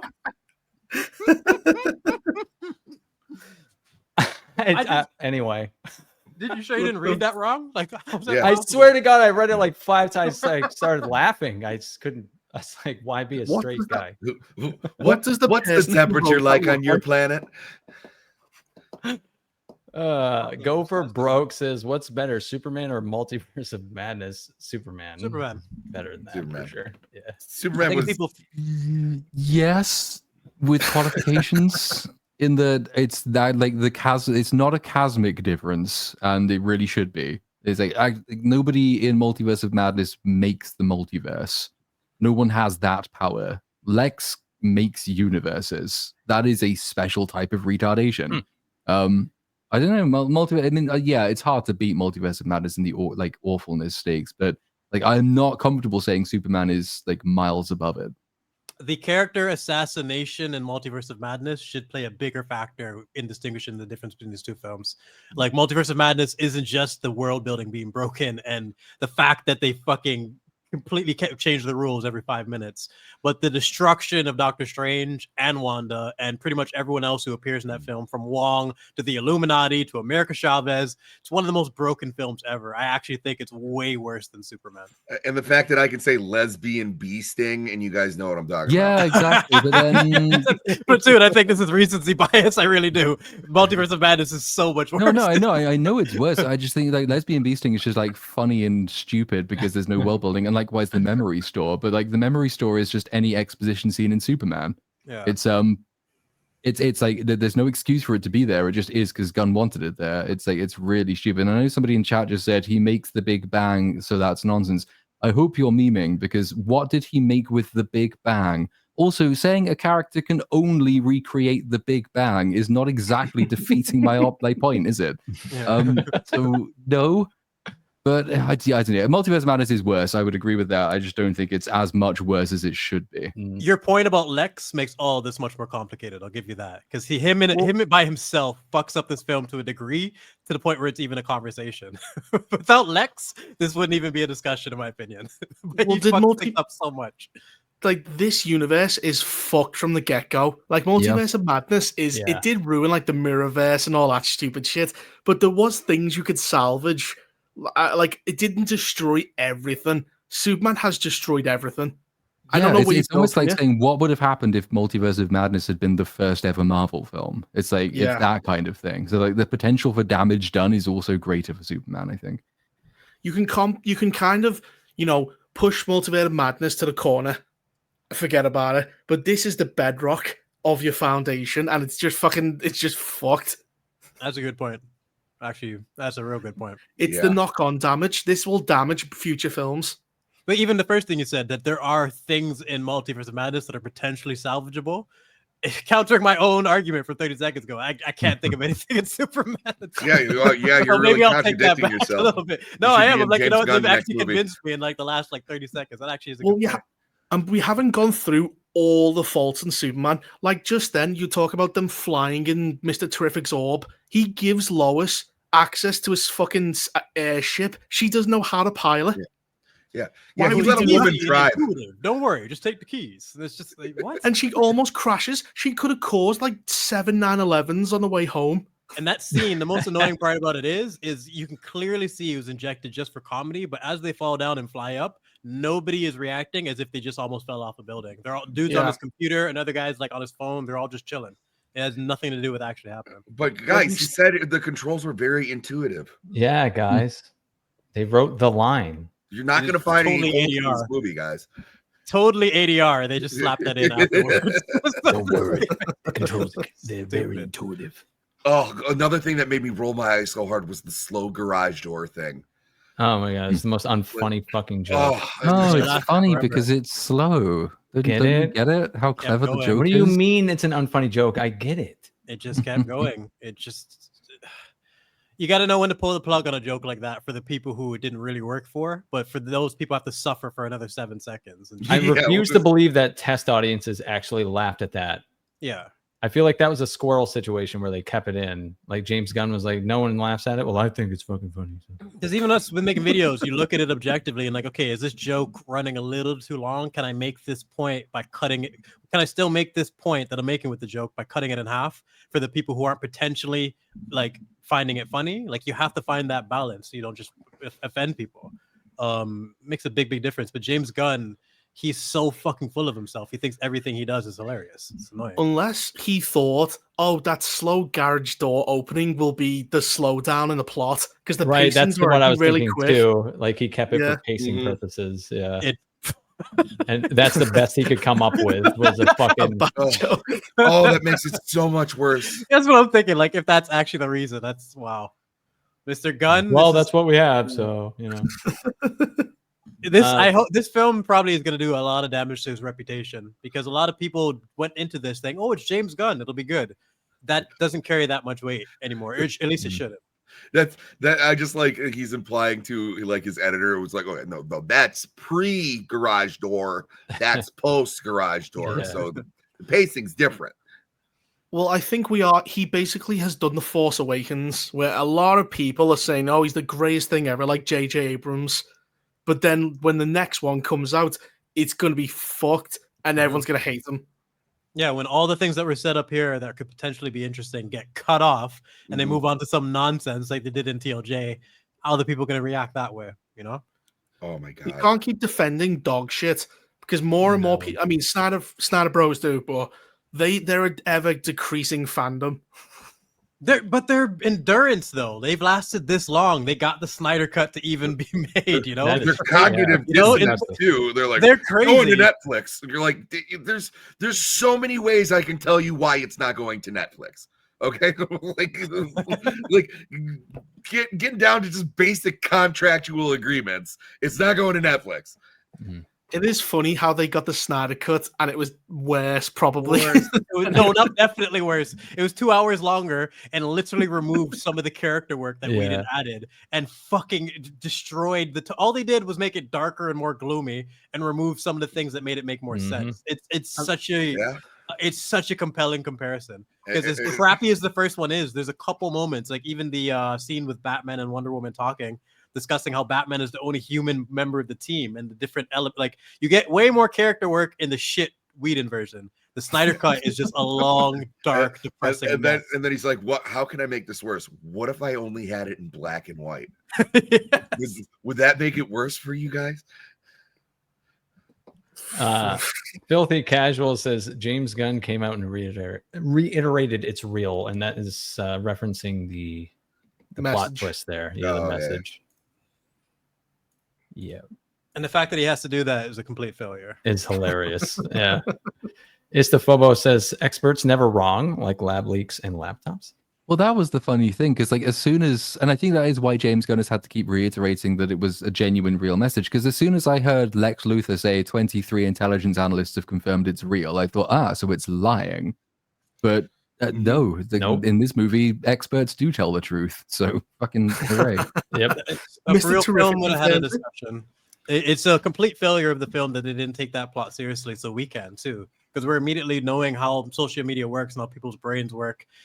Immediately, don't just believe everything you see online, and that's something that they should know. People would have that reaction, and it's just no exploration of both sides, no debate, no nothing. They just turn everyone's due brain off diligence. that plot. Yeah, Like breaks it's just insane. M8566 says, can we talk about how awful the cinematography was in Superman? Try spinning. That's a good trick. Well, that's because James Gunn said, hey, the guy who did cinematography for The Flash, that was really good. And apparently he wasn't lying. He genuinely He thought really that. liked it. I thought that was a joke until I saw that movie. I'm like, you Yep. can't be serious. This looks just like The Flash. It's just shit. Hideous. Yeah, It's hideous. zoomed in with the fish-eyed lens. It stretches David Oh, it's Cornsweat's awful. face. It makes him look like a chameleon. His eyes are pointing in different directions. Yeah. He looks really weird in this movie. So bad. Yeah. The only yeah, compliment I think I can give it is some of the CGI in Crypto was pretty decent. That's about it. TGV Monster says, hi, everyone. Just got off work from a 12 shift. It's my Friday. Good seeing all of you. It's good seeing you as well, sir. Happy 12 Friday. hour. Yes, happy 12, Friday. Monday for 12-hour everybody soldiers else. out there. Oh my goodness. 12-hour shifts. Whew. He also gifted one little Platoon membership. Welcome. Chris1306 says, I am 100% sure that Gunn made the Jor-El scene as nothing more than a cameo for his pal Bradley Cooper. He injected humor for the sake of humor. I thought Bradley Cooper I can't take seriously. So as soon as he was there, I was like, there's no fucking ways. Dad, that's crazy. Well, he basically said, that's it. It's over with. We're not going to explore the Jor-El is evil. It's done. So it was purely put in to say super harem. Just to make that joke. Oh, and hashtag super shit. Like, come on, man. That is just the cringiest thing I've ever seen. Hashtags are not even a thing anymore. Not only are they not a thing, you're a grown-ass fucking man. You're that affected by this. You have the most power of anyone in the world, and you are this fragile. This is not Superman. This is not a super individual. He's an absolute pussy throughout the whole movie. He admits he's on Twitter all the time. Yeah. Fresh RC asks, which is worse, bad criticism for bad media or praise for bad media? Praise irritates me more. Praise Yeah, bad criticism, you could just be incorrect, like most of the time. Like, you need to fact check that, where I feel like there's more of a conversation there. Overpraise of shit movies, it's like a lost cause. I don't know what I can even say. Yeah, like, do you really think that the Fantastic Four is the best MCU movie of all time? And it's going to save, because I saw that floating around. And it's just like, this is so fucking ridiculous. It is so over the top. Who actually believes anyone who writes something like that? Yeah, it's better than Infinity War and fucking Civil War. Right. It's better. Off. It's better than everything that made you love the MCU in the first place. Right. Yeah. Fucking it always just comes across. It's usually so saccharine. It comes across as disingenuous, where it's like there's no way you've come to that conclusion without some ulterior motive, right? Where you're a liar. Yeah, that's pretty much it. They're just lying to us because we know the quality of those films. Whatever your pick is, my pick is Civil War. If you pick Infinity War or the first Avengers or Iron Man, even Guardians, I think those are some of the top ones. So you can have your preference, but if you say it's better than all of those, you immediately can have people raise an eyebrow because we know what this film needs to accomplish to be better than all of those is just like almost impossible. So you've made it. You're clearly lying to us. It's just one of those situations where real recognize real when it comes to this. Just stop being shills and we'll be in a much better situation. What's that meme? Stop it. Get help. Yeah, stop it. The Michael Jordan meme. The Michael Jordan one. Stop it. It's a great way to end videos. TGB Monster says, I know people said this before, but 90s animated Batman, Superman, Justice League did it perfectly. It did. It was great. It was yeah. And what was the one where Batman had a plan to kill every member of the Justice League just in case? Justice League Doom. No, that's way more interesting, and you approach that in a realistic way, like they're adults, you know. And he quits like a boss because everyone goes, "We need to vote," and he goes, "I don't need a vote. I don't belong here." Just leaves. Yeah, it's fucking badass. Our friend Toivo Korhonen says, just for skipping last week's BSUP, someone has to impersonate Platoon again. Cynic is excused because he did it last time. Yay. Platoon again has to know which from his videos. this quote is from. Oh no. And the quote is, if someone wants to read it, and it doesn't have to be me. I can barely speak English. I don't think I can do Platoon's voice justice. Sorry, man. Sammy is you got it?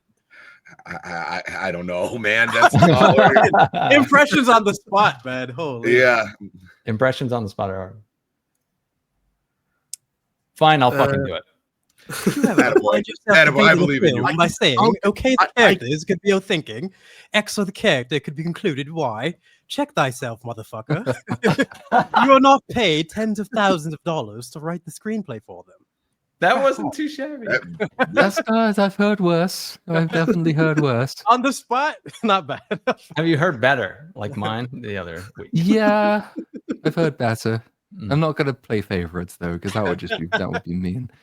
I'm trying to remember which fucking video it comes from, because this could apply to so many. It's going to be a thing that people liked, so I'm going to take a guess and say it's Avatar. But I could be wrong. Probably am wrong. We will see. Toivo's in the chat, I'm sure. Reaper, Reaper, you're due. You're next week now. I got next week. Yeah. I got mine out. We need your version, your Platoon rendition. Ruddy says Gunn has already set up the "you're all misogynist" excuse with the way he wrote Supergirl as a snarky drunk. Gunn already looks out of his depth. Is he? He's not writing or directing Supergirl, is he? I mean, he set up the character, but apparently he's not gonna. If the film bombs, he's not gonna take any responsibility. You do have sick impressions, yeah.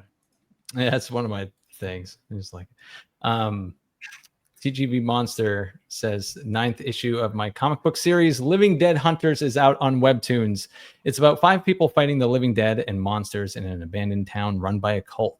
Episode 9 introduces a new villain, and I'm very proud of this one. Well, that's fucking awesome, man. So it's Living Dead Hunters out on Webtoons. Yeah. It'd be funny if the Living Dead was just Antifa. He's just going, they're not alive, and he's shooting them. Toivo also says, damn, you got it right. Avatar was great. Oh, yes, I'm king of remembering my own videos.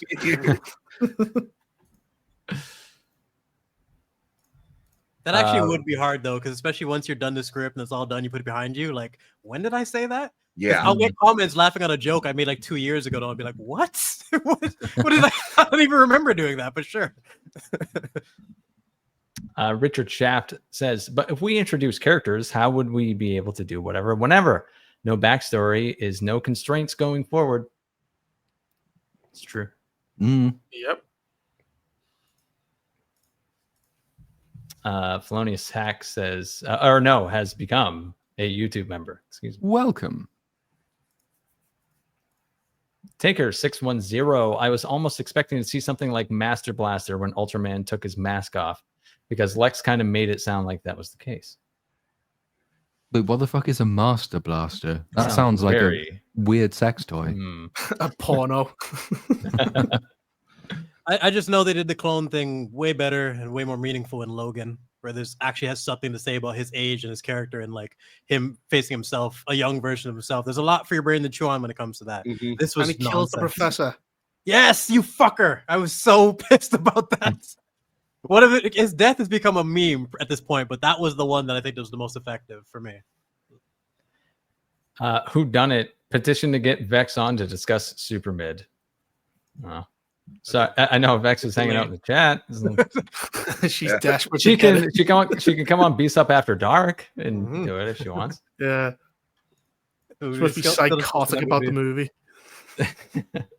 People are so tired of the movie at this point, probably. It's just crazy. Big T, apparently Reed is the leader of the team, the smartest person in the world, and Sue is the head of the Future Foundation that brought world peace, and she's the most emotionally intelligent person in the world. The fuck does that even mean? Emotionally intelligent. She's crazy, like all women. It's not actually something that can be measured, so it's so she's overly comfortable with like telling us why her feelings matter and that we need to, why that supersedes all logic is because she has mood swings. Yeah, exactly. Intelligent, punches the wall. Well, will she fuck Namor and Pedro Pascal's just watching it? Oh yeah, in his chair, Or he is the chair. They sit down and it's his face they're sitting on. Reed can become his own cock chair. That is canon. Again, Mike, off-topic question. What is your favorite cheese and vegetable? Shit, totally off topic. I would say goat milk, blue cheese, and the humble potato, the emperor of vegetables. Right. The humble potato. If you cut the potato up into chips or fries, then yeah. That's the thing. It's such a versatile vegetable. It's obviously the best one. Cheese. You should almost exclude potatoes. It's so fucking well-rounded. Like you said, you can do anything. They're OP. Potatoes are OP. Yeah, and actually, other vegetables they try to emulate the potato. Yeah. Or it was like no one wants mashed cauliflower. Yeah. You want mashed potato. Well, you can make tomato. It goes on a pizza. You can't do that with it. That's a fruit. It's technically a fruit. Yeah. I always thought that was weird, but it's true. Broccoli and cheddar cheese, if they actually want an answer. Because I know most berries aren't berries. What makes a berry is having multiple seeds. So an apple is a berry, a blueberry isn't. A banana's a berry, a strawberry's a berry, but a blackberry isn't. But it has berry in the name. It's lying. Yeah. Everyone nice. Odd. I think coconut is a big ass seed, like the largest seed or something. Yeah. I think you're right. Big Kills T more asks, people than sharks. Coconuts. What? Falling coconuts kill more people a year than shark attacks. I've been saying this for years. They must That's wild, though. That's a fucking hilarious stat. Now we need a movie that's like Jaws, but the villain is a coconut just hanging on a tree. It's just has there ever been one coconut that's responsible for more than one death, though? Oh, a double kill. There's got to be one. Right, There's got to be one. Killing coconut. I would love just when you thought two dead bodies and a coconut on the ground. Get Batman on the case to solve this shit. Not the Matt Reeves Batman, though. Jesus. Big T asks, has anyone watched the current #1 movie in the world, Naza 2? Nope. Never even know that was sounds #1 movie. Communist, so I'm assuming that's what it is. I mean Chinese, that's what I meant to say. You have to watch #1. Paul Connolly, hail BSUP. Funny that Platoon says that he also enjoyed Madam Web when describing the defense of Superman when Isabel Merced was in both movies. Poor girl should find a new agent. That's because Madam Web was hilarious, and I'd watch that again, with beer and friends, no problem. Where this movie was none of those things. Razor Hammond, Cynic, Superman is comparable to late WCW Nitro. Fuck yeah. It really, it's kind of is. Because it's so bizarre. The best description, I think, it was from Chris Gore. He said it was like a season 1 of like a television show, but squeezed down into 2 hours type of thing. Where it's just with so many things they're trying to fucking set up and develop, and they just crunched it down to where it didn't work. Just extremely half-baked. That's the biggest problem with the movie for me overall. Michael Lockman, you guys are awesome. I'm a fan from Uganda. Hey, nice. Oh, welcome. Sorry about all the horrible things I said about Uganda. Who done it? Can everyone rate Superman on a scale of 1 to 10? 5. 1. Fuck him. Yeah, 1. I said 2 on IFA, but I'm sticking with a 2. Yeah, 4. 3.5. I like David Cole. I rated it the highest, and yeah. I thought mean, it was okay, shit. there was a bunch of stupid shit in it, but like it wasn't like I was.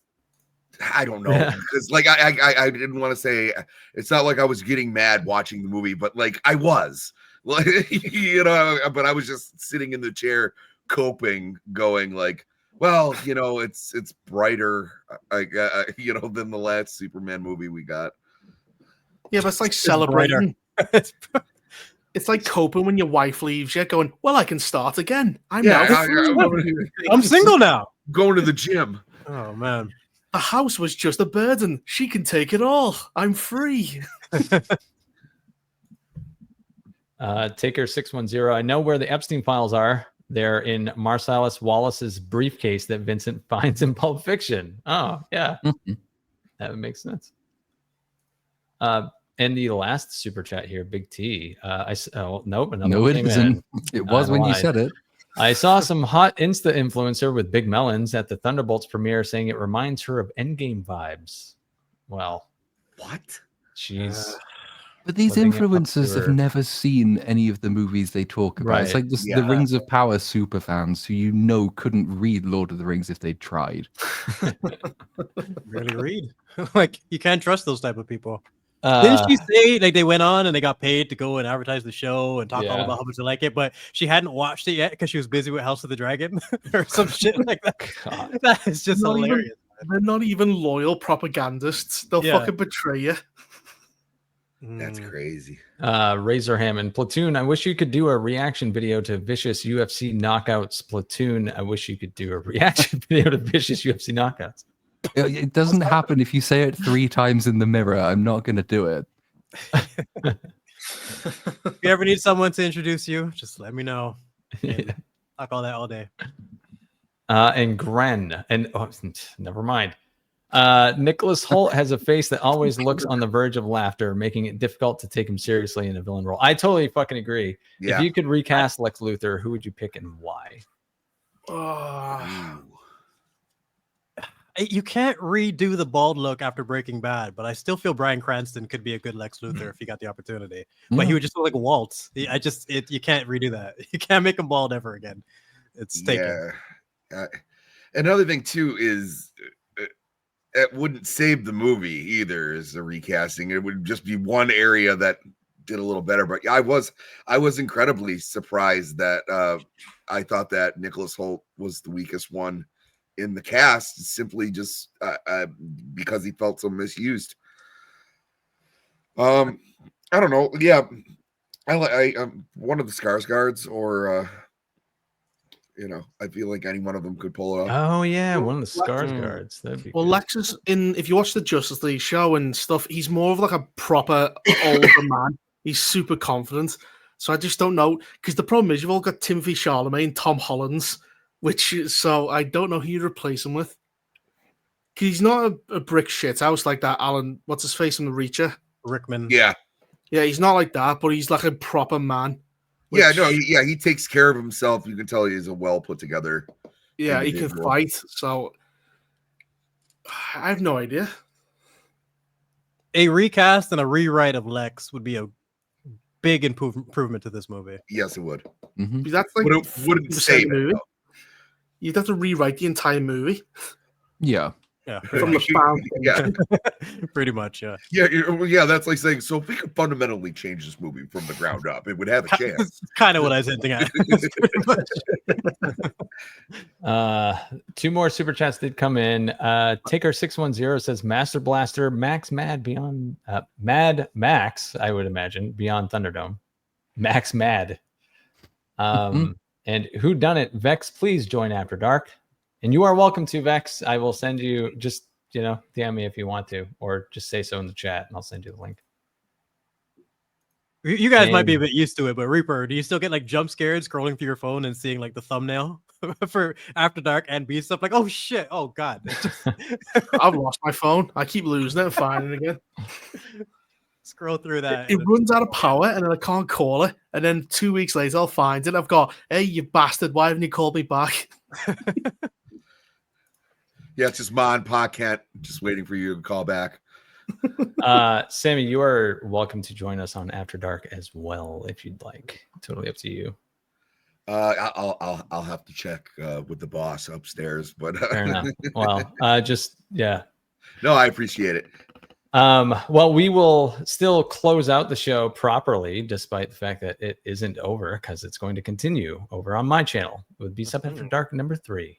But we'll, go around the panel and check in, see how everyone's doing and what you're up to. Reaper, are you going to release a video anytime soon? I hope so. Okay. Right on. What's it going to be about? Well, it's Superman. I've done 35 minutes, but I keep adding to it. So it was originally 10 pages, now it's 18. But, then Fantastic Four, it won't be done when Fantastic Four comes out, and I'm going to drop it to do Fantastic Four which won't be done when Weapons comes out in August, Oh, which man. won't be done. Yeah, well, till whenever your Christmas. Superman video comes out, you're just going to get a bunch of hate. So just Yeah. Oh, I'm let looking you forward to know. it. Yeah. I'm going to say something very hurtful. Maybe at the beginning, maybe at the end. We'll see. Well, whatever. Jedi Brooks, what are you up to? Right at this second, I'm not sure what the next video is going to be because I was so disappointed with my lack of interest in Superman and Jurassic Afterbirth that I don't even think I bothered with those two. So I've kind of like took last week off, and I'm going to see how Fantastic Four goes because I was pumping out videos way fast, way more than I normally would. I'm usually like a 1 video a month type of guy, which needs to change. And I had the top 5 deleted videos. I had my 2 Iron Art videos. I had my Lilo and Stitch video. I had a Squid Game video. So there's a whole bunch of things for people to catch up on if they want to check out any of my content.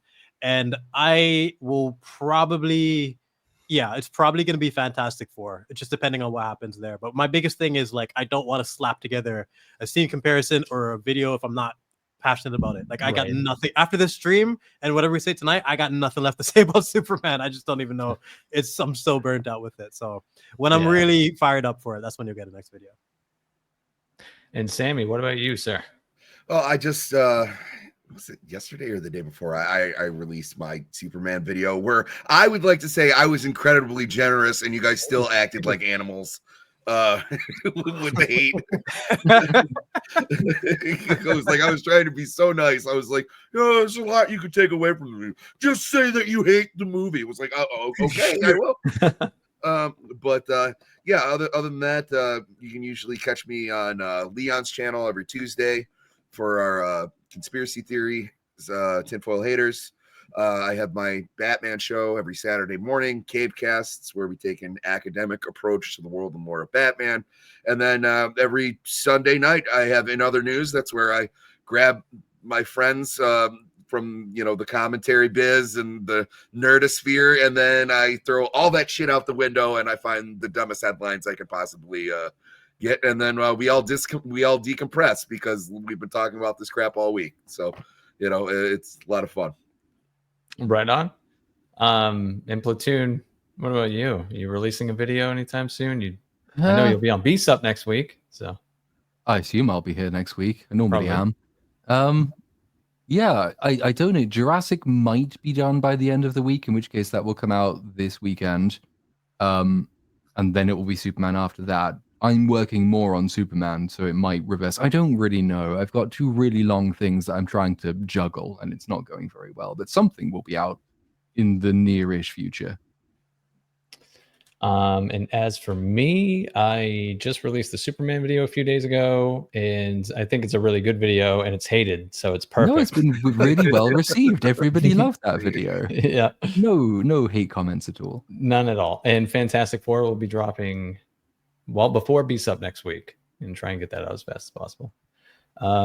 But yeah, that does it for this episode of BSUP, but the fun does continue on the next channel. Do we have this set up to raid? I remembered to do that about 5 minutes ago, and I don't know if it will have gone through on the system, but it might have done, so it might redirect you automatically. But if not, we could probably drop the link in the I'll chat. hang on for I'll hang on for a second here so I can get the link, drop it in the chat. Probably for the best. It's great because we've got, we've managed to get one show functioning to the height of professionalism, and nothing ever goes wrong. And now we're branching out even more. Oh, well, there you go. And I sent it under your name. Thank you. That can't possibly be abused. It's like cloning Superman and not using it to commit a war crime. It's great. Well, I will let you take us out of here, but we will see you at the stream at the link in the description. Yes. Dark. See you over there. Bye-bye. Fuck you.